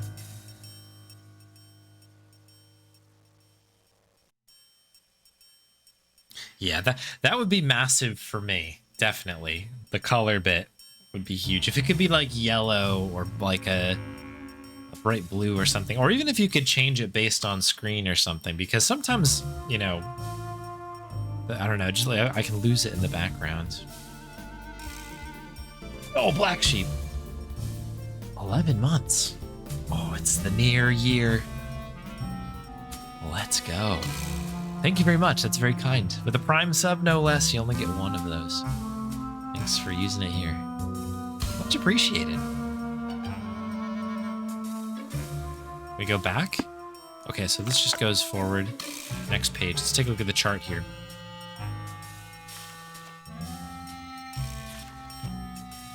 Okay, so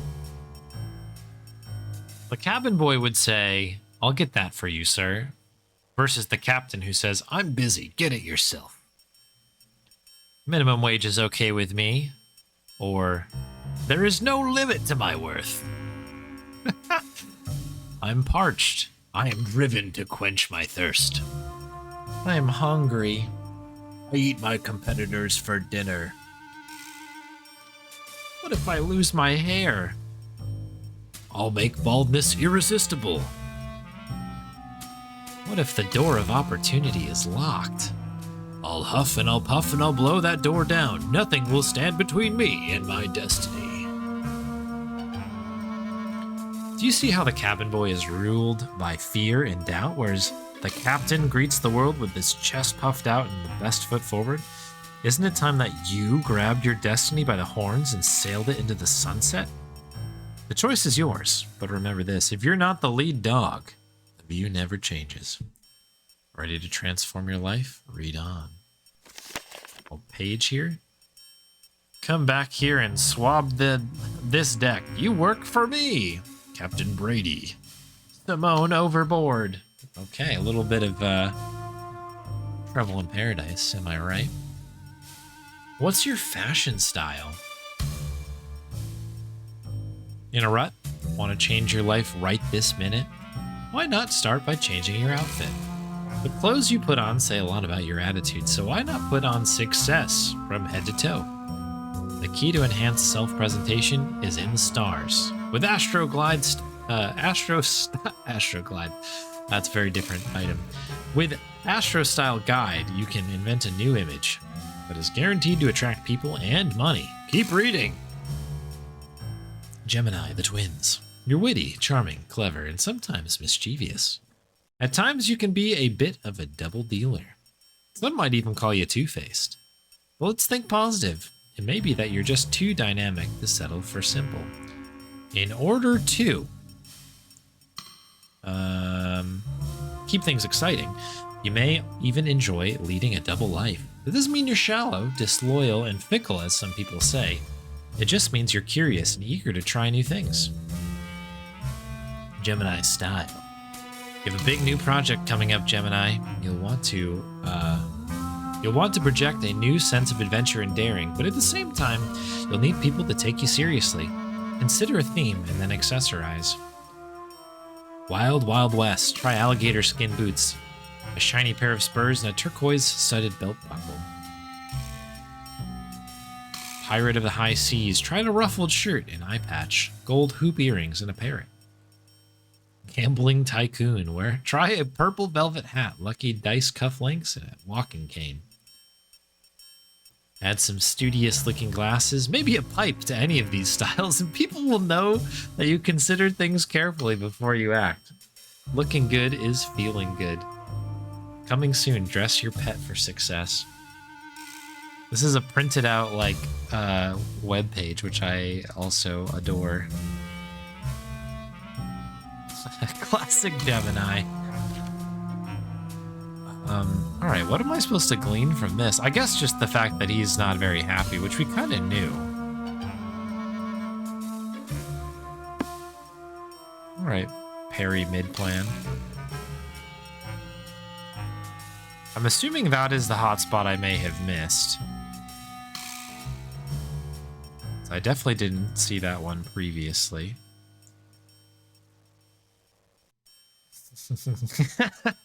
Visualize somebody who hung like fuzzy dice from their sleeves. That would be incredible, just like dangling off of that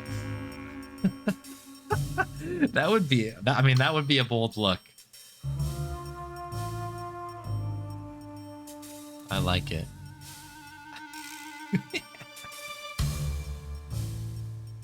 Completely forgot about the book's existence. Does that mean that's not the hotspot?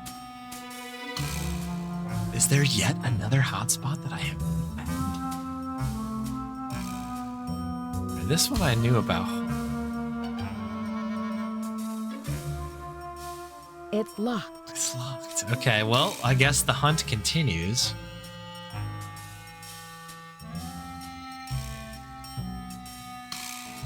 Alright, well, let's continue. This one, I don't think there's anything else here. Behind this is... By the way, this background is terrible with a red highlight. Just want to call that out. This is just to open the door behind us. So there's nothing really to do here. It's already open. This is like the door, the secret hidden door. This is already a punch. And again, I knew about this. It's locked. That's all part of that. It's definitely a choice. No doubt. No doubt about that.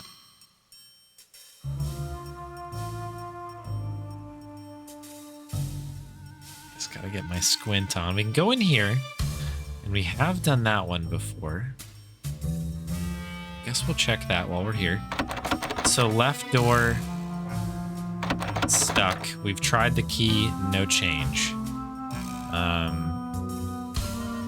Right door does open. We can open and close it. Then we can punch in here.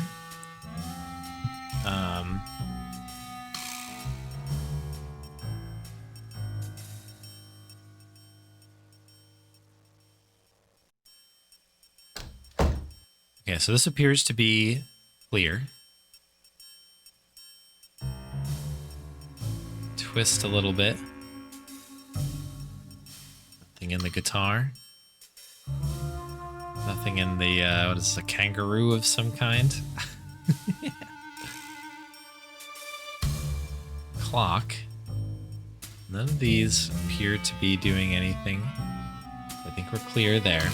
That's the door out. Was it a cat? It could be a cat. I guess it is a cat, maybe. With the tail curled up, I suppose it's a cat, but it's kind of, you can kind of see a kangaroo happening there. It's sort of a, it's giving kangaroo a little bit.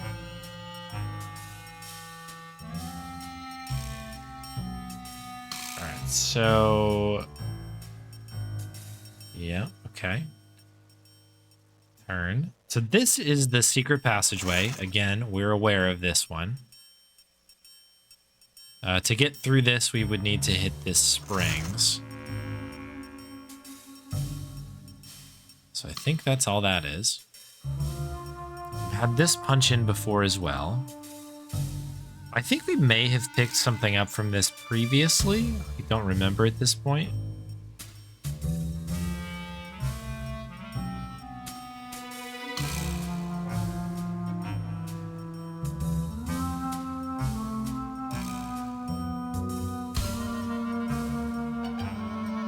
Okay, I think this is clear. And then we find our way back over to here where the book is. That's just the book, yeah. Okay. And this, once again, nothing up here. Nothing on the drawer. And then this is just the phone, which I've looked at before, but just double checking. Does not appear to have any issue or anything to punch into. That is just an extension of that. I think we've done a full circle now. Yeah. Okay, I'm going to cross this one off the list.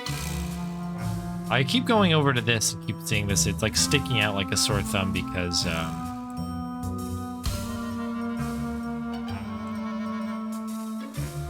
it's not a box, basically. All right, let's go take the secret doorway, I guess.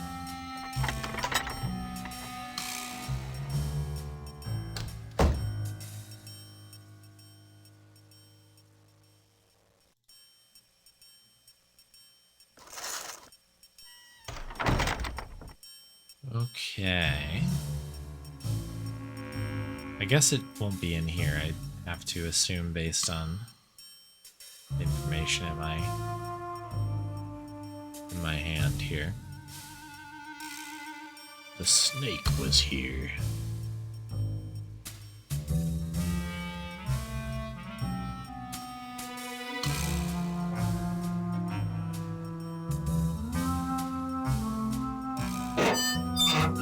This leads us into the other dressing room. It's the fancy way to go. So this is the middle of the room now. Yes. So we came out of this over here. So let's begin.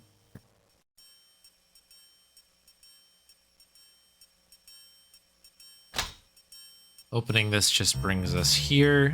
Back wall obviously allows us to exit. The Wolves was here. If I could tag it up, I would. This is the exit to the room.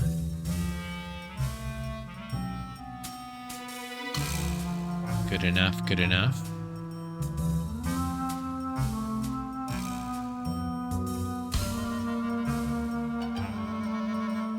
Okay, we just need to be very careful in here.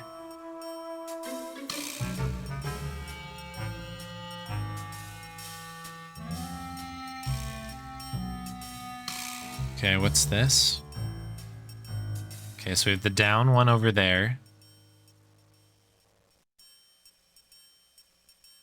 So this punch-in goes back there.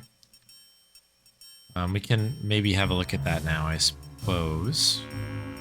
Down goes back. Okay. The only hotspot that I'm aware of is this. I've looked at this screen a couple times. Don't think anything is highlighted in here. It's a very peculiar spot. Check the edges. Just to go back.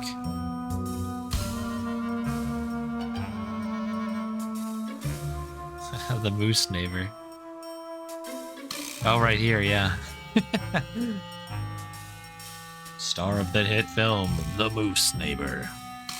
So this is the same one, I guess. Old files written on that. That would be nice. Okay, if we turn a little bit more, this sends us back over there. That's a punch in there, and I've stared at that numerous times. Oh, this keeps sending me back over here again. But this one's a fascinating one because we can go in a little bit further. You can see the highlighting. I can just barely see it. But that punches into here.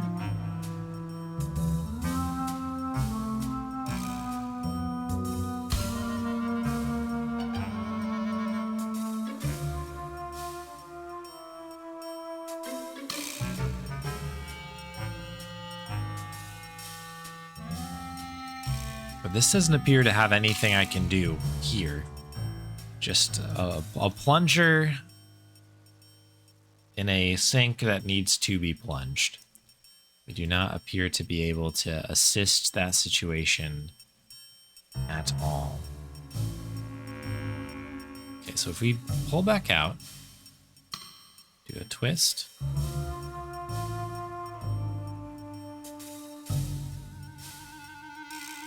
Oh, okay. So it's just a nod to that. I guess that makes sense.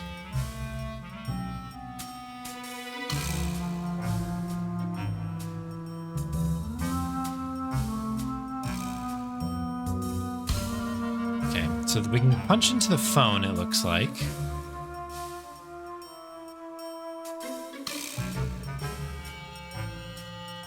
So we'll start there.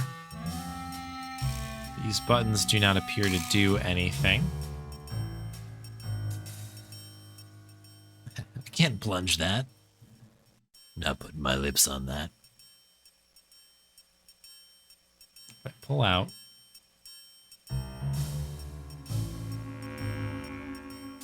So yeah, the next spot where we can go is into here. So we can either go into the phone, which again, we just tried.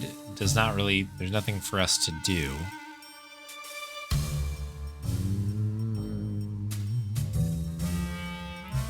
The other one is over here. Are these two different ones, I wonder?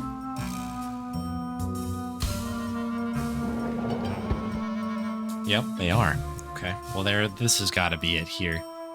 A bobby pin. Might as well be giving me a crowbar. Very good. Geez, that's in there. Okay, that appears to be the only thing in this drawer. I think the only bit on here is to head over here, and I'm gonna call that solved for the time being. Okay, with the bobby pin, that does open up a possibility that maybe we can get into that other drawer. So I'm going to try that first. If not, maybe the projection unit we can maybe look into.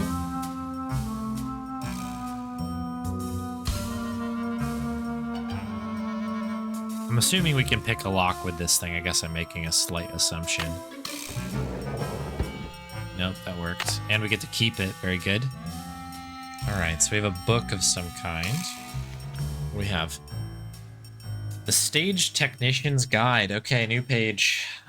New page in the notes. Let's go. All right, the Houdini Transformation, Class 5 Authorization. Due to the restricted nature of the stage manipulation's usage, you will need Class 5 Technician status to perform this procedure. Control board operation. All right, preparation. Be sure the control board power button is activated. On the numbered keypad on the control board, enter the 6-digit security code for the Houdini transformation as listed on page 73 of your Class 5 Stage Technician's Codebook. Okay. The number written on the side here, 12119-2. So that's our code. So it seems. Press left and right fader power buttons to bring power to the fader switches. Okay, what I'm going to do is take a screenshot because that's going to be a little bit easier. But I'll jot them down left and right fader power buttons. All right, maneuvering the iron cages. When cued by the performers, lower the 2 iron cages to the stage floor by moving the left and right fader switches down to their lowest position. After the cages reach the stage floor, press the magnet button to attach the tunnel columns to the cage bottoms. After both performers have entered the cages, move the fader switches up slightly, raise the cages 3 feet above the stage floor. The tunnel columns will still be attached to the cage bottoms, although you will not see them. They're hidden by mirrors. On your cue from the performers, press the trapdoor button to open the trapdoors.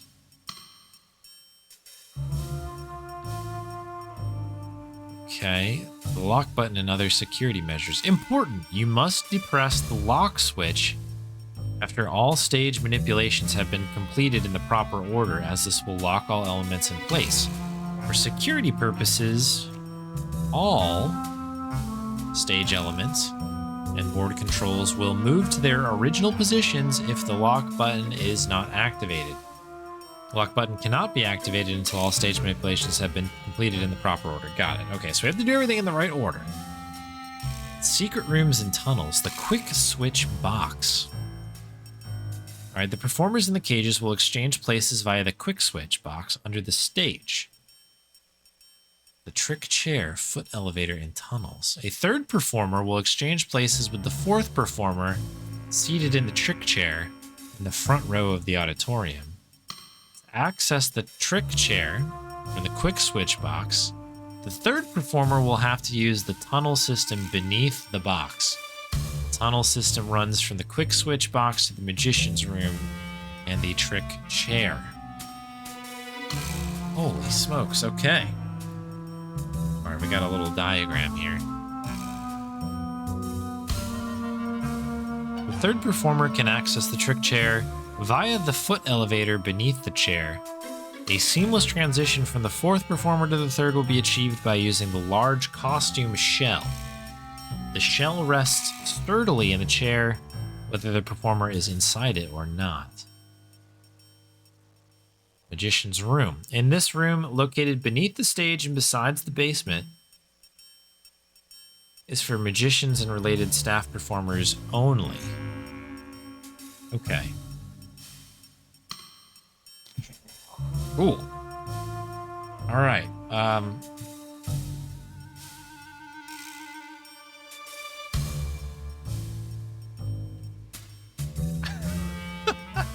Cool. All right. Now we know. Now we know what's going on.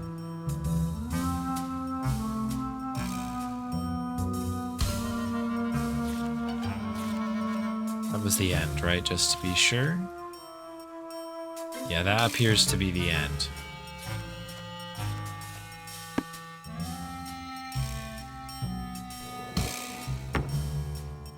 Shine an X on the grave, yeah. That's right. We need to get need to find the map. Or whatever it is over there. Okay. So I guess that means that we now need Get smart, Nancy Drew. You're wasting precious time. Stop the demolition or you'll never see her again. Lag aside, that actually was slightly terrifying. Was not expecting that.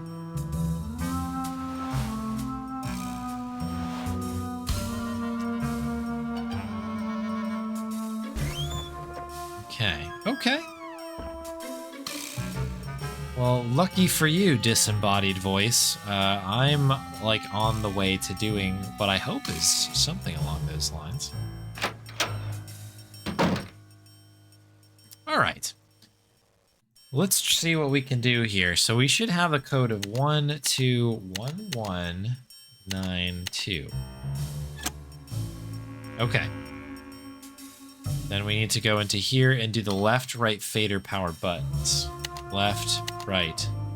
That should power this up. When cued by the performers, lower the two iron cages by moving the left and right fader switches.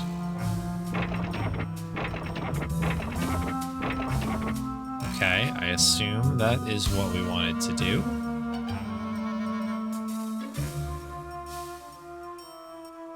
Can we... Okay. Really love to see what I'm doing here. Did anything happen?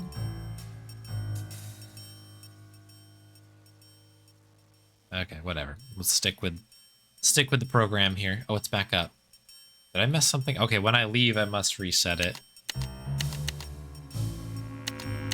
Okay, Okay, so we're just in here. We're in here until we're done. Left, right. Okay, that resets it as well. Annoying. Mine too. Left, right.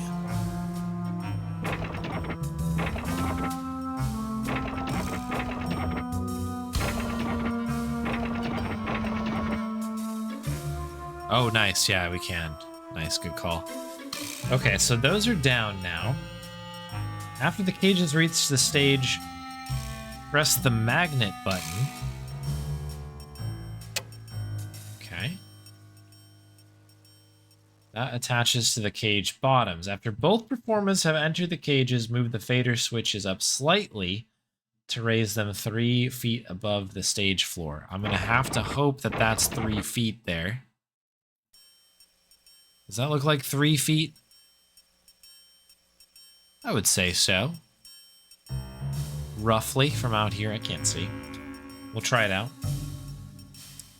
Tunnel columns will still be attached to the cage bottoms, although you would not be able to see them. They're hidden by mirrors. On your cue from the performers, press the trap door buttons. Okay. Important, you must depress the lock switch after all stage manipulations have been completed in the right order. Lock switch. Is that this here, I guess?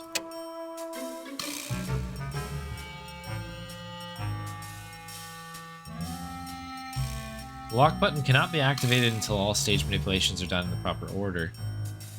Okay, so now the performers in the cages will exchange places underneath the quick switch box underneath the stage.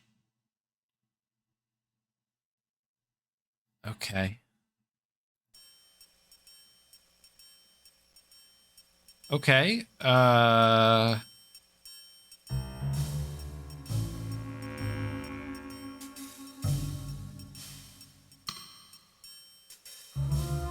So do we try to get in? Does this reset everything? Okay, now we're locked in, which is good. I'm just curious if we can, I guess, get into the cage now, because if we can get into the cage, that gets us access to this, like, area beneath the stage, according to what I'm reading here.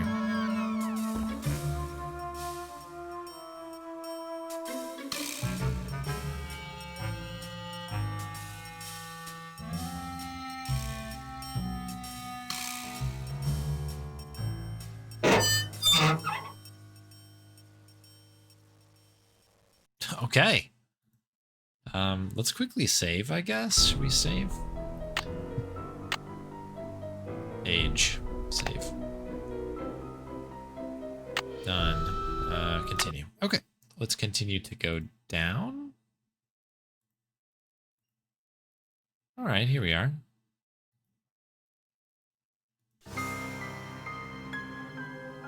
What is this? Oh, a light?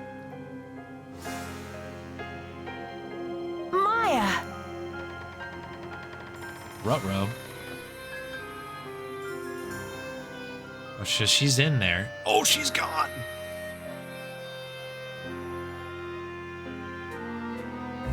Okay, so she's in the magician's room.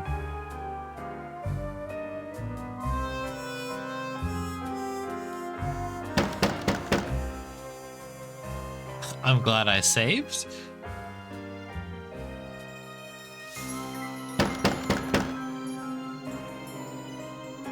Okay.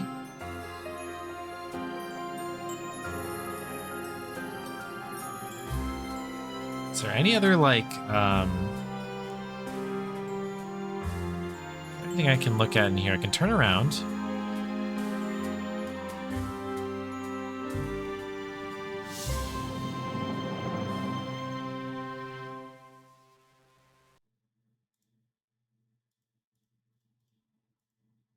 Okay. Doesn't seem like there's anything else there. That is okay. So that's that. All right, let's keep reading. The transition from the fourth performer to the third will be achieved by using a large costume glass shell. The shell rests sturdily in the chair. So this is just the quick switch box. If I'm understanding this correctly, there's another another space below this. I think that's what this diagram is kind of saying here. Although it doesn't look like I have a lot of movement here.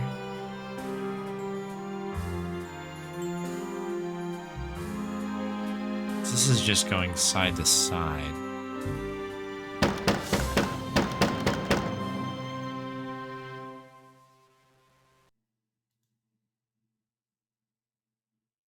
Yeah, this is fine. This is okay. I think we can get out of this, I'm assuming. I guess we'll know soon if we perish, I suppose, but what is that? There we go. Okay, trapdoor. I was gonna say there's another layer based on the image that we saw that there's like a thing below. Okay, so we have a left and a right. Doesn't make any of that very clear. Oh, okay. What are you? What are you? These pieces won't budge. These pieces won't budge. These pieces won't budge.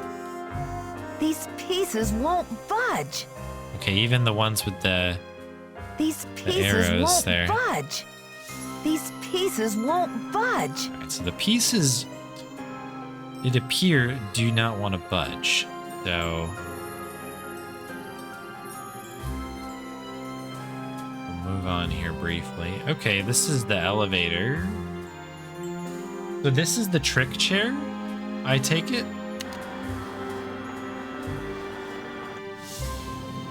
Okay. Missing a chair, perhaps, but I guess it works. Okay.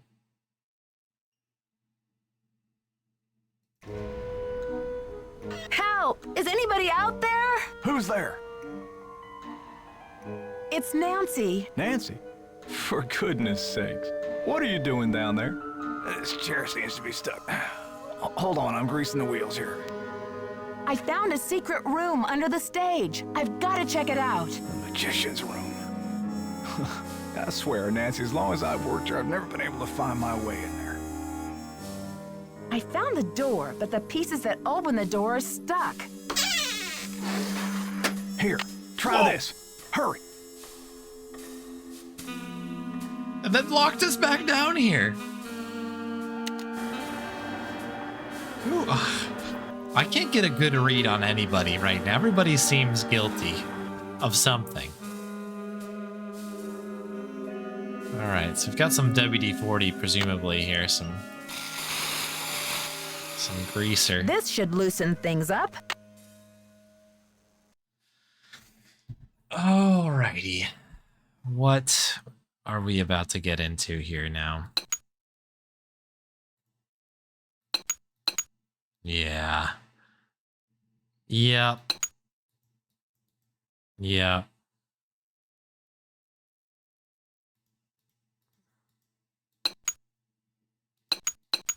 Yeah.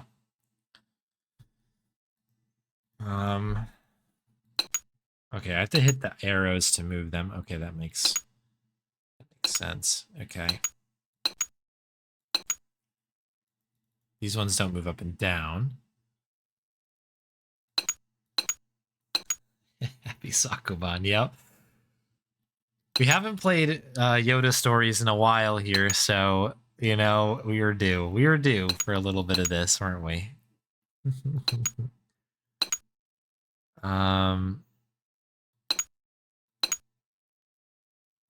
If I just out of curiosity, if I leave and come back, okay, it does reset. Okay, so if we get into a possibly unwinnable sitch, we'll have to address that that way.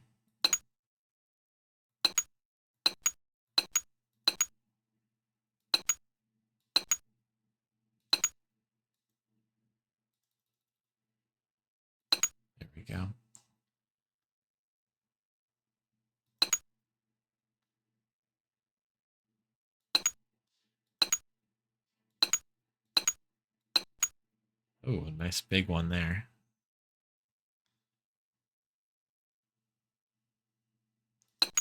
Okay, so that allows that to move forward. I'm assuming that this just needs to go shoop right in, which makes some sense.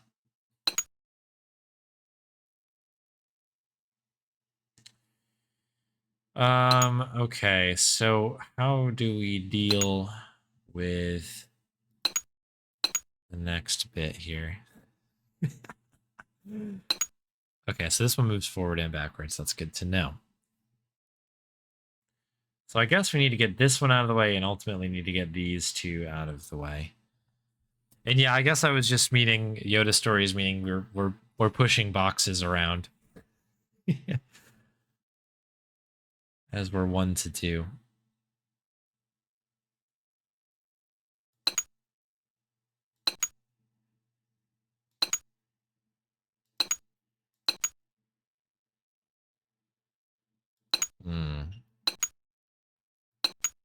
Okay, that might be better. So we can go like this. And that clears up that path there. So we can get all the way in here, which is pretty nice.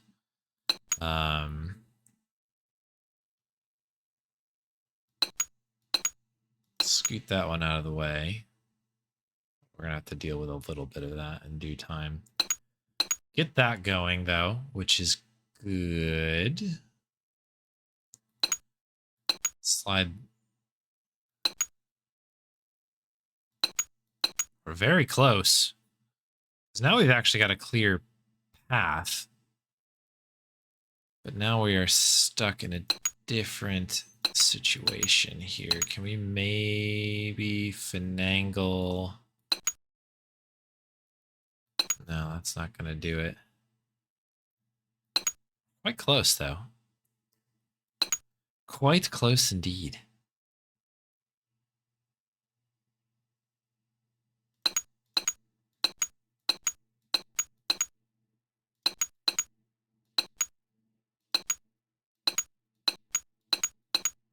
Yeah, we have to do this in a segment, I guess. Okay. Cool. That's a fun puzzle. And you heard it here first. That was a slider adjacent puzzle that was pretty fun.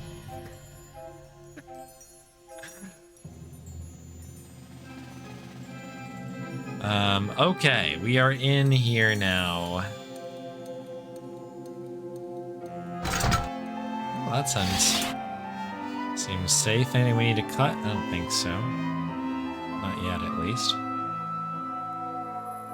Okay, let's back up. Don't lose your head. Hey, Rinkanen.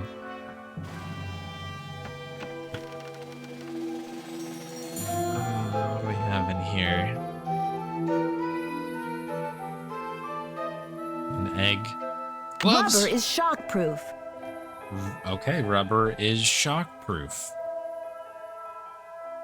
That's going to be an important detail. It appears to be the only thing that's collectible in the box. Hello. What do we have here? Aha! I told y'all this was a secret entrance. I knew it. I knew it. Cool. Alright, where did we leave off here? That was this. It's down here. Pizza! Her shoe! Yeah? Can we take it? She was just here! Well, that was nice of her to have pizza, at least. That's thoughtful of our captor. This is scary music for the... pizza. It took me a little bit too long to figure out what was happening there. That's very funny. Magic Secrets, Volume 4. Chapter 8. Something is a real showstopper in satisfying illusion to which to end a performance. The Phantom Message. The effect. Set a sharpened pencil and a small sheet of paper on your magician's stand. Select a volunteer from the audience. You're turning your back. Ask the volunteer to write a message on the sheet of paper with the pencil.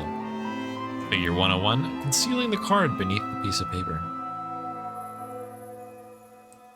When she says that she is ready, you pick up the sheet of paper while making a point not to look at it.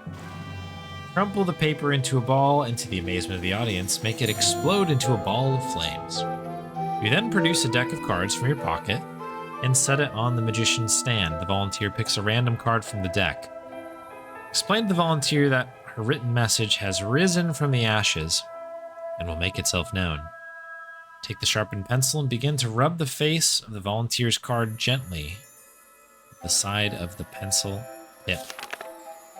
Within seconds, words begin to appear on the card. It's the exact message the volunteer had written on the sheet of paper. The secret. This trick will utilize a few of the techniques and gimmicks we have covered in our previous chapters. First, as you place the pencil and paper on the stand, secretly have a playing card face up, hidden inside the sheet of paper. As the volunteer writes your message on the paper, the pencil will leave an imprint of the message on the playing card. Note, be sure the pencil is sharp. The volunteer is finished, lift up the paper and the card at the same time with your right hand while keeping the card hidden. Take the piece of paper with you with your left hand, and secretly leave the card on your right hand using the palming technique from Chapter 3. As you crumple the paper up in your left hand, you will secretly be busy with your right hand. Place your right hand into your right jacket pocket and release the card. Slide your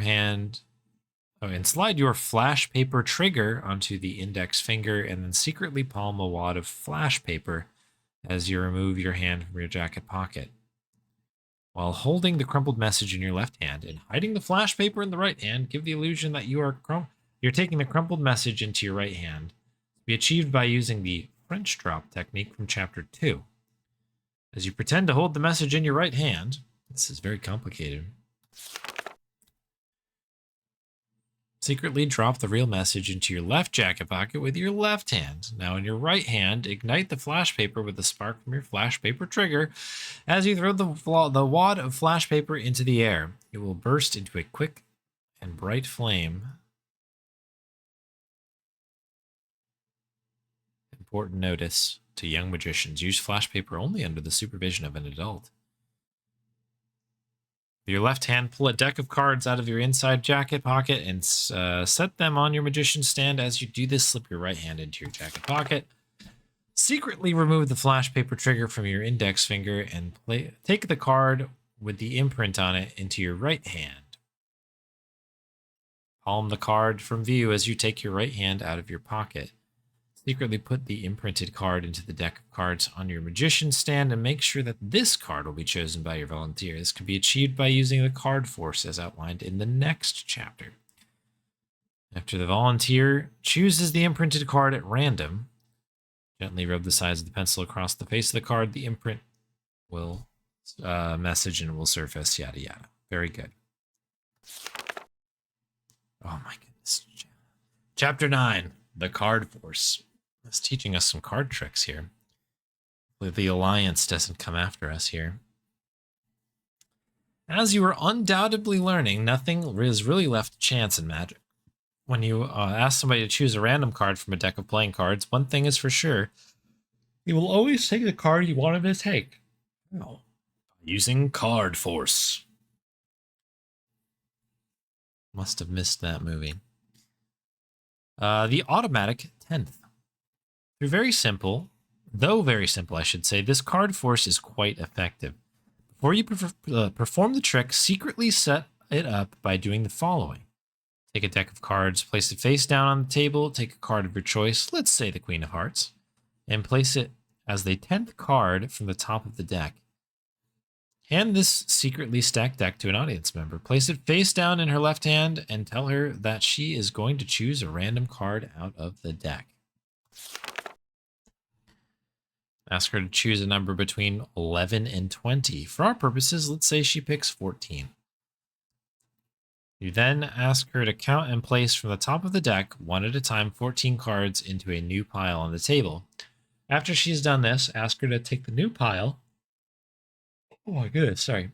Place it face down on the left hand. Now ask her to add together the 2 digits to comprise her numbers. Since she has picked 14, the digits would then be 1 and 4, therefore 1 and 4 equals 5. Then ask her to count and place 5 cards one at a time off the top of the deck into a new pile on the table. When she's done, ask her to turn over the top card on the new pile. This is the random card that she has chosen. This also happens to be the Queen of Hearts. How does it work?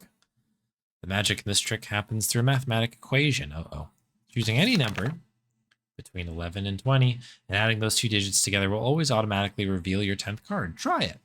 You can use this force in conjunction with the Phantom Message trick on page 56. By leaving a stack of 9 cards in your right jacket pocket, dropping it carefully to the bottom of this stack will also automatically make it the 10th card. You can then palm the entire stack in your hand and secretly place it on top of the deck of cards on your magician's stand. Holy moly. In conjunction with the Phantom Message. All right, that's quite a trick. We demand to be taken seriously.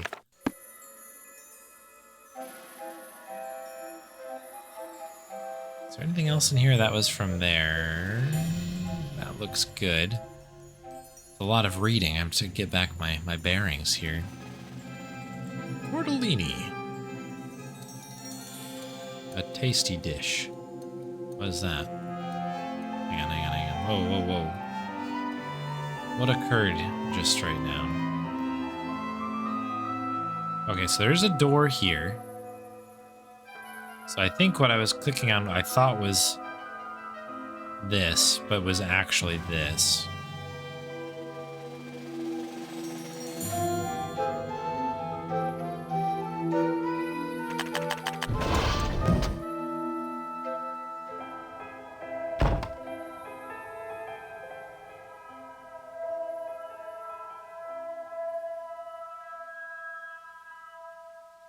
Excuse me?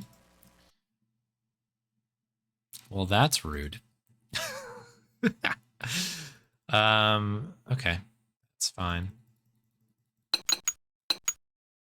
Can't I leave? We have another way out.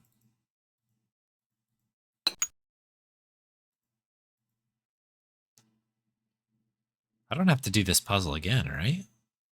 Why is this not letting me out? There it is. Holy moly. Yeah, this is where we did come from.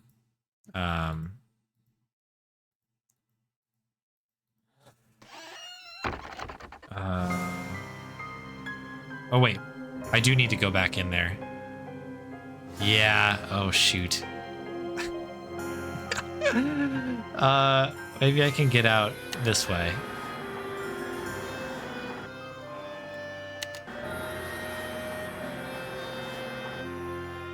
Hey, it's stuck again. Oh my goodness. Hey, it's stuck again. Incredible. Incredible. Okay.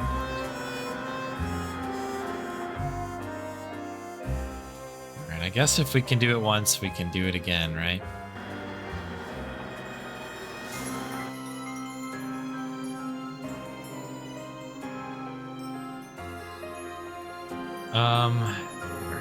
Okay.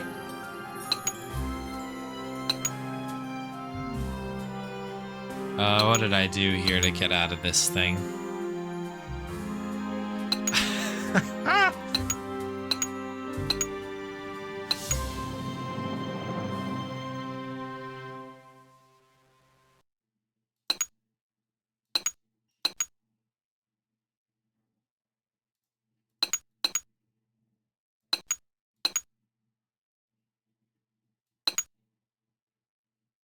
Can I go through the poster the other way now?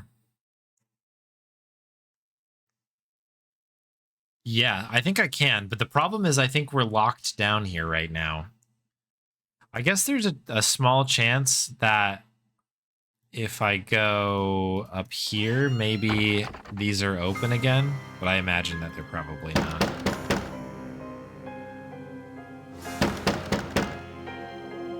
and then the other way is shut. So, yeah, we have to go back in there. That's pretty tough luck, and that's pretty mean of the game to lock me out like that when I had done the thing, but that's okay.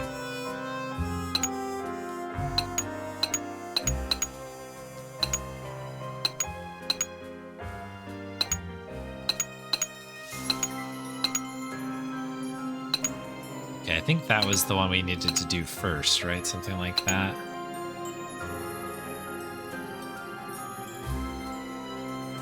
Well, maybe not. Maybe I have to get rid of that first? No. 'Cause if I do this... That's the second half. Yeah, okay. So this has to be here to move that up.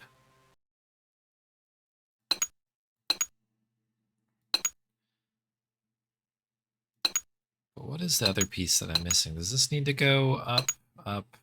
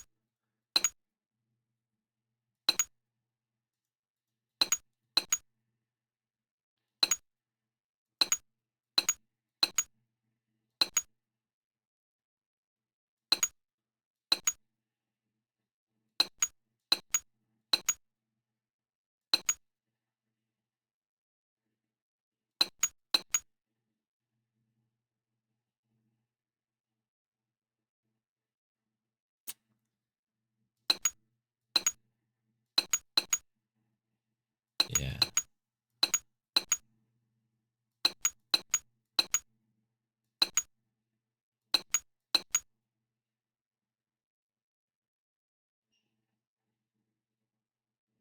We need to get this one out.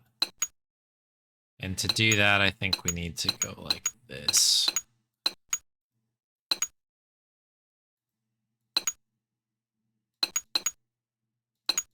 Right? Hang on.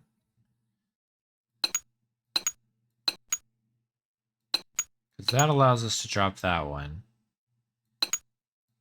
This we can pull out there now, I guess.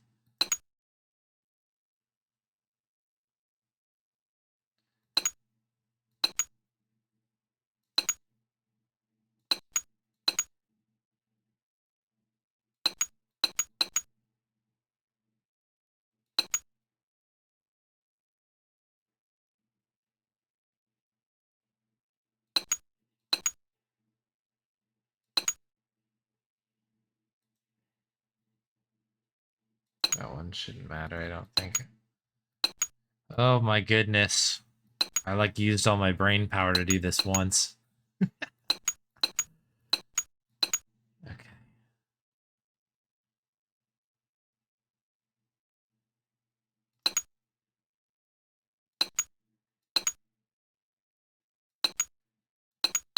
Because now we can, I guess, try to get rid of this and then drop all these. There we go. Okay. I don't know if that was the same exact way I did it last time or not, but what I'm going to do really quick here is just because that was maddening. Let's just make a save here. So in case I make a mistake again, I can just reload that save. To be safe. Alright, what was I doing? So that's the way we came in. Do not go that way. Is there anything... I guess we head out, and we'll come back down here if we absolutely need to. So I think we've explored the area for what it's worth. This magician needs some first aid. Oh, naturally.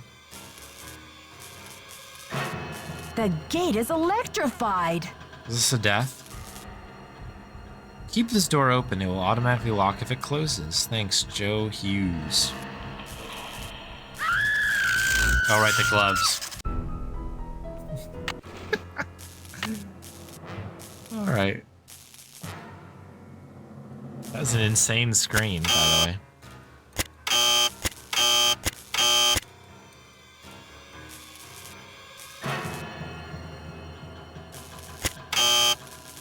Okay, so 5 is correct. What do we have written down where 5 is important?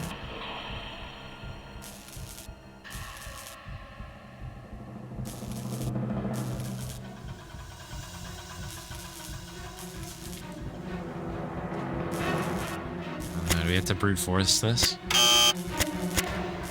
Okay, 5-4. I don't have anything that starts with 5, do I? Okay.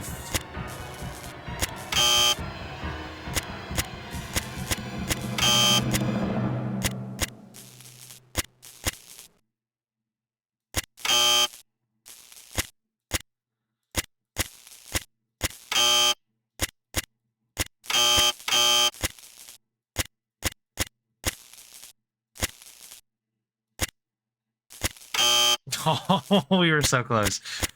Was it 1, 9, 2, 3, 6? Okay.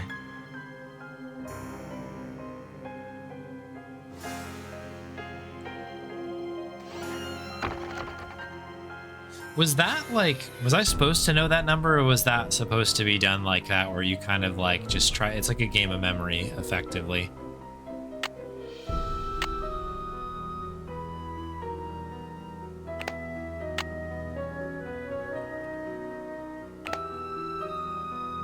Playing Monkey Island 3 prepared me for that moment. Just want to call that out. Oh, Nancy! Hey! I think the kidnapper just moved Maya to a new hiding place. Have you seen anything suspicious around here? Wow, are you sure? I didn't see anything. I found evidence that will prove that Maya's being held in this building. Wow! Evidence? Where? I'll talk to you later. I've got to get a hold of Sergeant Ramsey.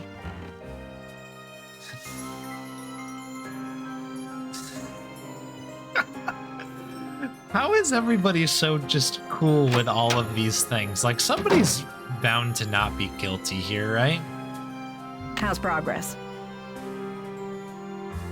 Oh, yes. I know you sent the funeral wreath. Now where's Maya? I don't know what you're talking about, Sugar. Listen, the pressure must really be getting to you. I know a top-notch aromatherapist in town, okay? I'll give you her number. I already have her number. It's Mama Centik, and it's 314-555-4437.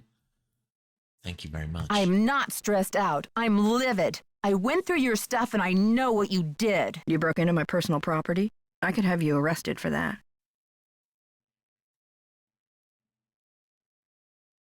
We can straight up just say you're the kidnapper. It's just business, Simone. You do what agents do. I do what detectives do. I'm sure you can appreciate that. All right, I sent the stupid wreath, but I'm no kidnapper. I needed something for the cameras, didn't I? And it was a very tasteful arrangement. Should have been for $300. Perhaps I went a little overboard. Someone should sentence you to 50 years of humanity service, whether you're the kidnapper or not. Oh, when we just get out of that? What's the status? I think your phone's about to ring. Ciao. Oh, amazing conversation. Yeah, not just community service, but humanity service. What's in here? Anybody hanging out in the dressing room? Wow. How are you holding up? Talk to you later, Brady. Cool beans. Oh, the coolest of beans, of course. Yes.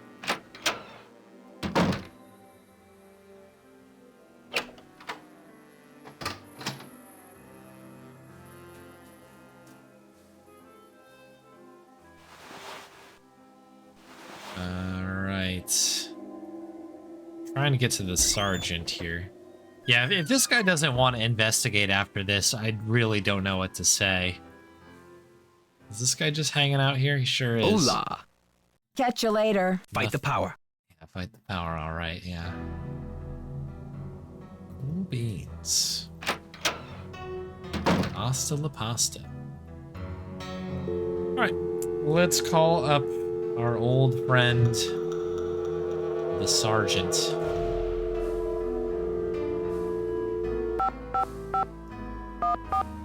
Two.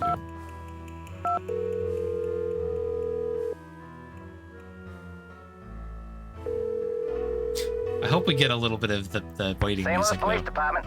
Missing persons unit, please. Please hold. Missing persons, this is Ramsey. Sergeant Ramsey, it's Nancy Drew. Hi, Miss Drew. I found Maya. You found her? So the case is closed. I found her, and then she disappeared again. Good grief. This girl's a regular Houdini. All right. What have you got for me? I found a secret room under the stage.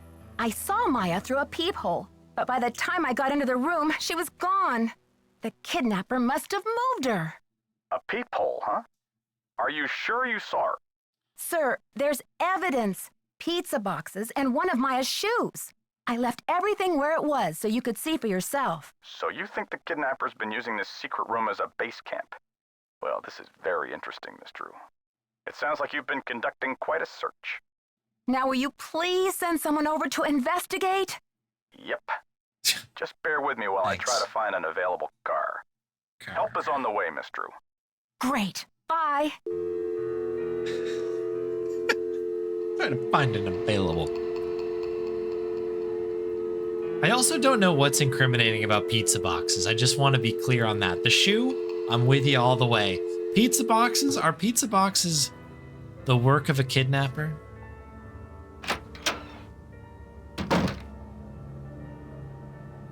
Was that putty? Yeah, that would be incredible.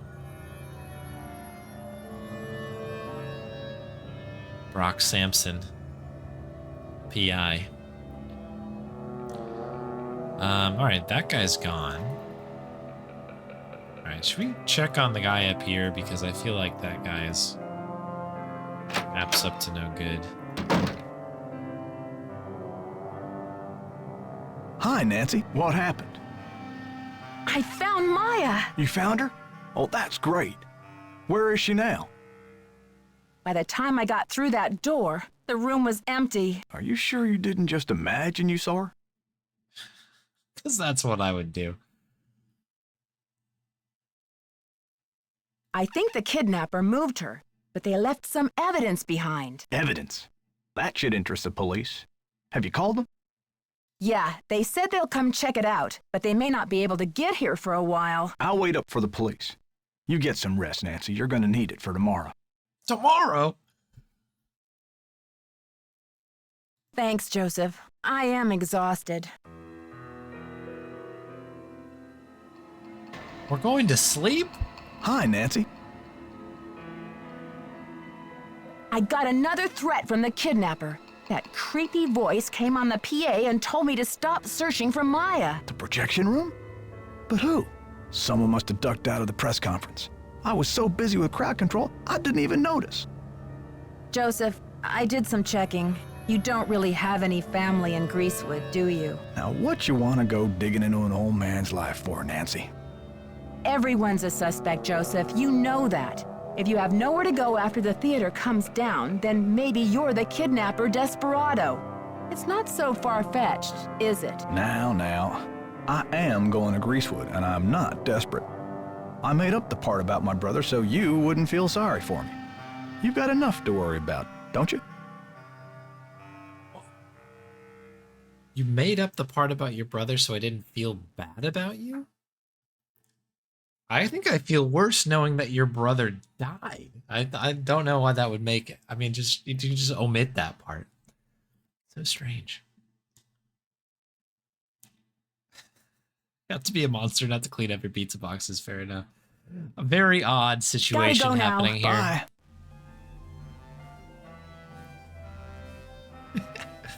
So what are we doing now? Again, continuing to wait for the police. Day 3, totally closed. Police is here. Kidnapper demands $50,097. What year is this? 2001? $2001.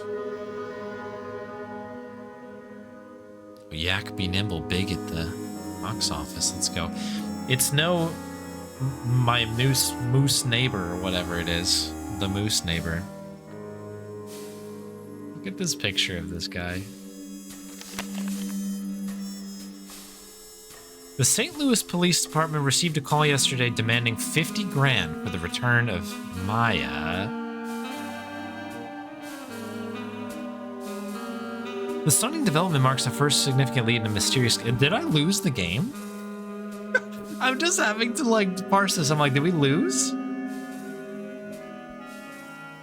Stunning development marks the first significant lead in a mysterious case. Until now, the police have been reluctant to label Maya's disappearance a kidnapping, as there has been no evidence that the girl was taken by force.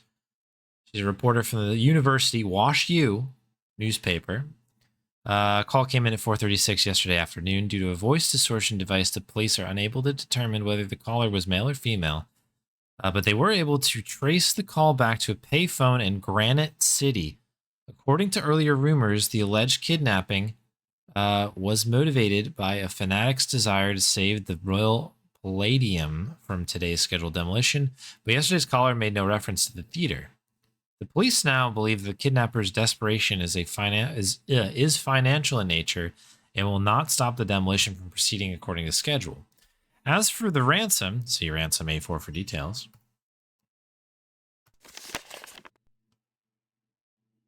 Oh, are we? Is that we're not going to learn about the ransom? What? Okay. Okay, we didn't lose, I guess. This is just taking a twist that I wasn't expecting. Hey, Rory Potato, welcome in. Joining us for some Nancy Drew. Nancy, please see me right away. JH. All right, if you say so.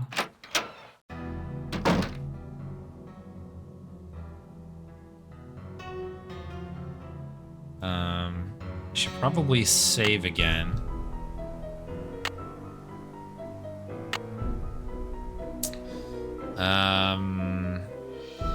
$50K. Save. Yeah, and then paper says ransom, yeah.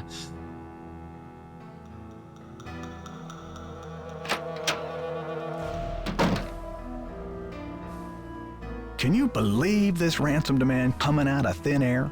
Did they get any information on the call? Apparently, the call came from north of here, a town called Granite City. Personally, I think it's a hoax, but now the police are convinced that Maya's not in this building. But what about the evidence I found? Are you sure the pizza boxes were in that magician's room? Because the police couldn't find anything. Only one person knew about the pizza boxes, huh? That's impossible. Are you sure they looked in the magician's room? They searched the whole building. Why are we talking about the pizza? Again, the shoe. The shoe was in there.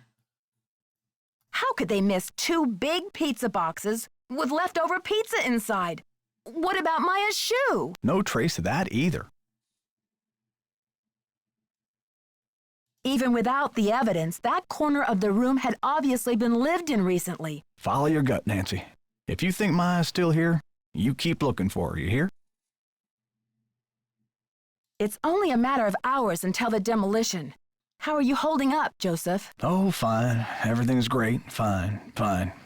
I was up till the wee hours polishing up the lobby. Heck, I'm even fixing to repair the old key maker so you can give it a whirl. Guess old habits die hard, eh? Gotta go now. Chin up! Chin up. Oh, boy.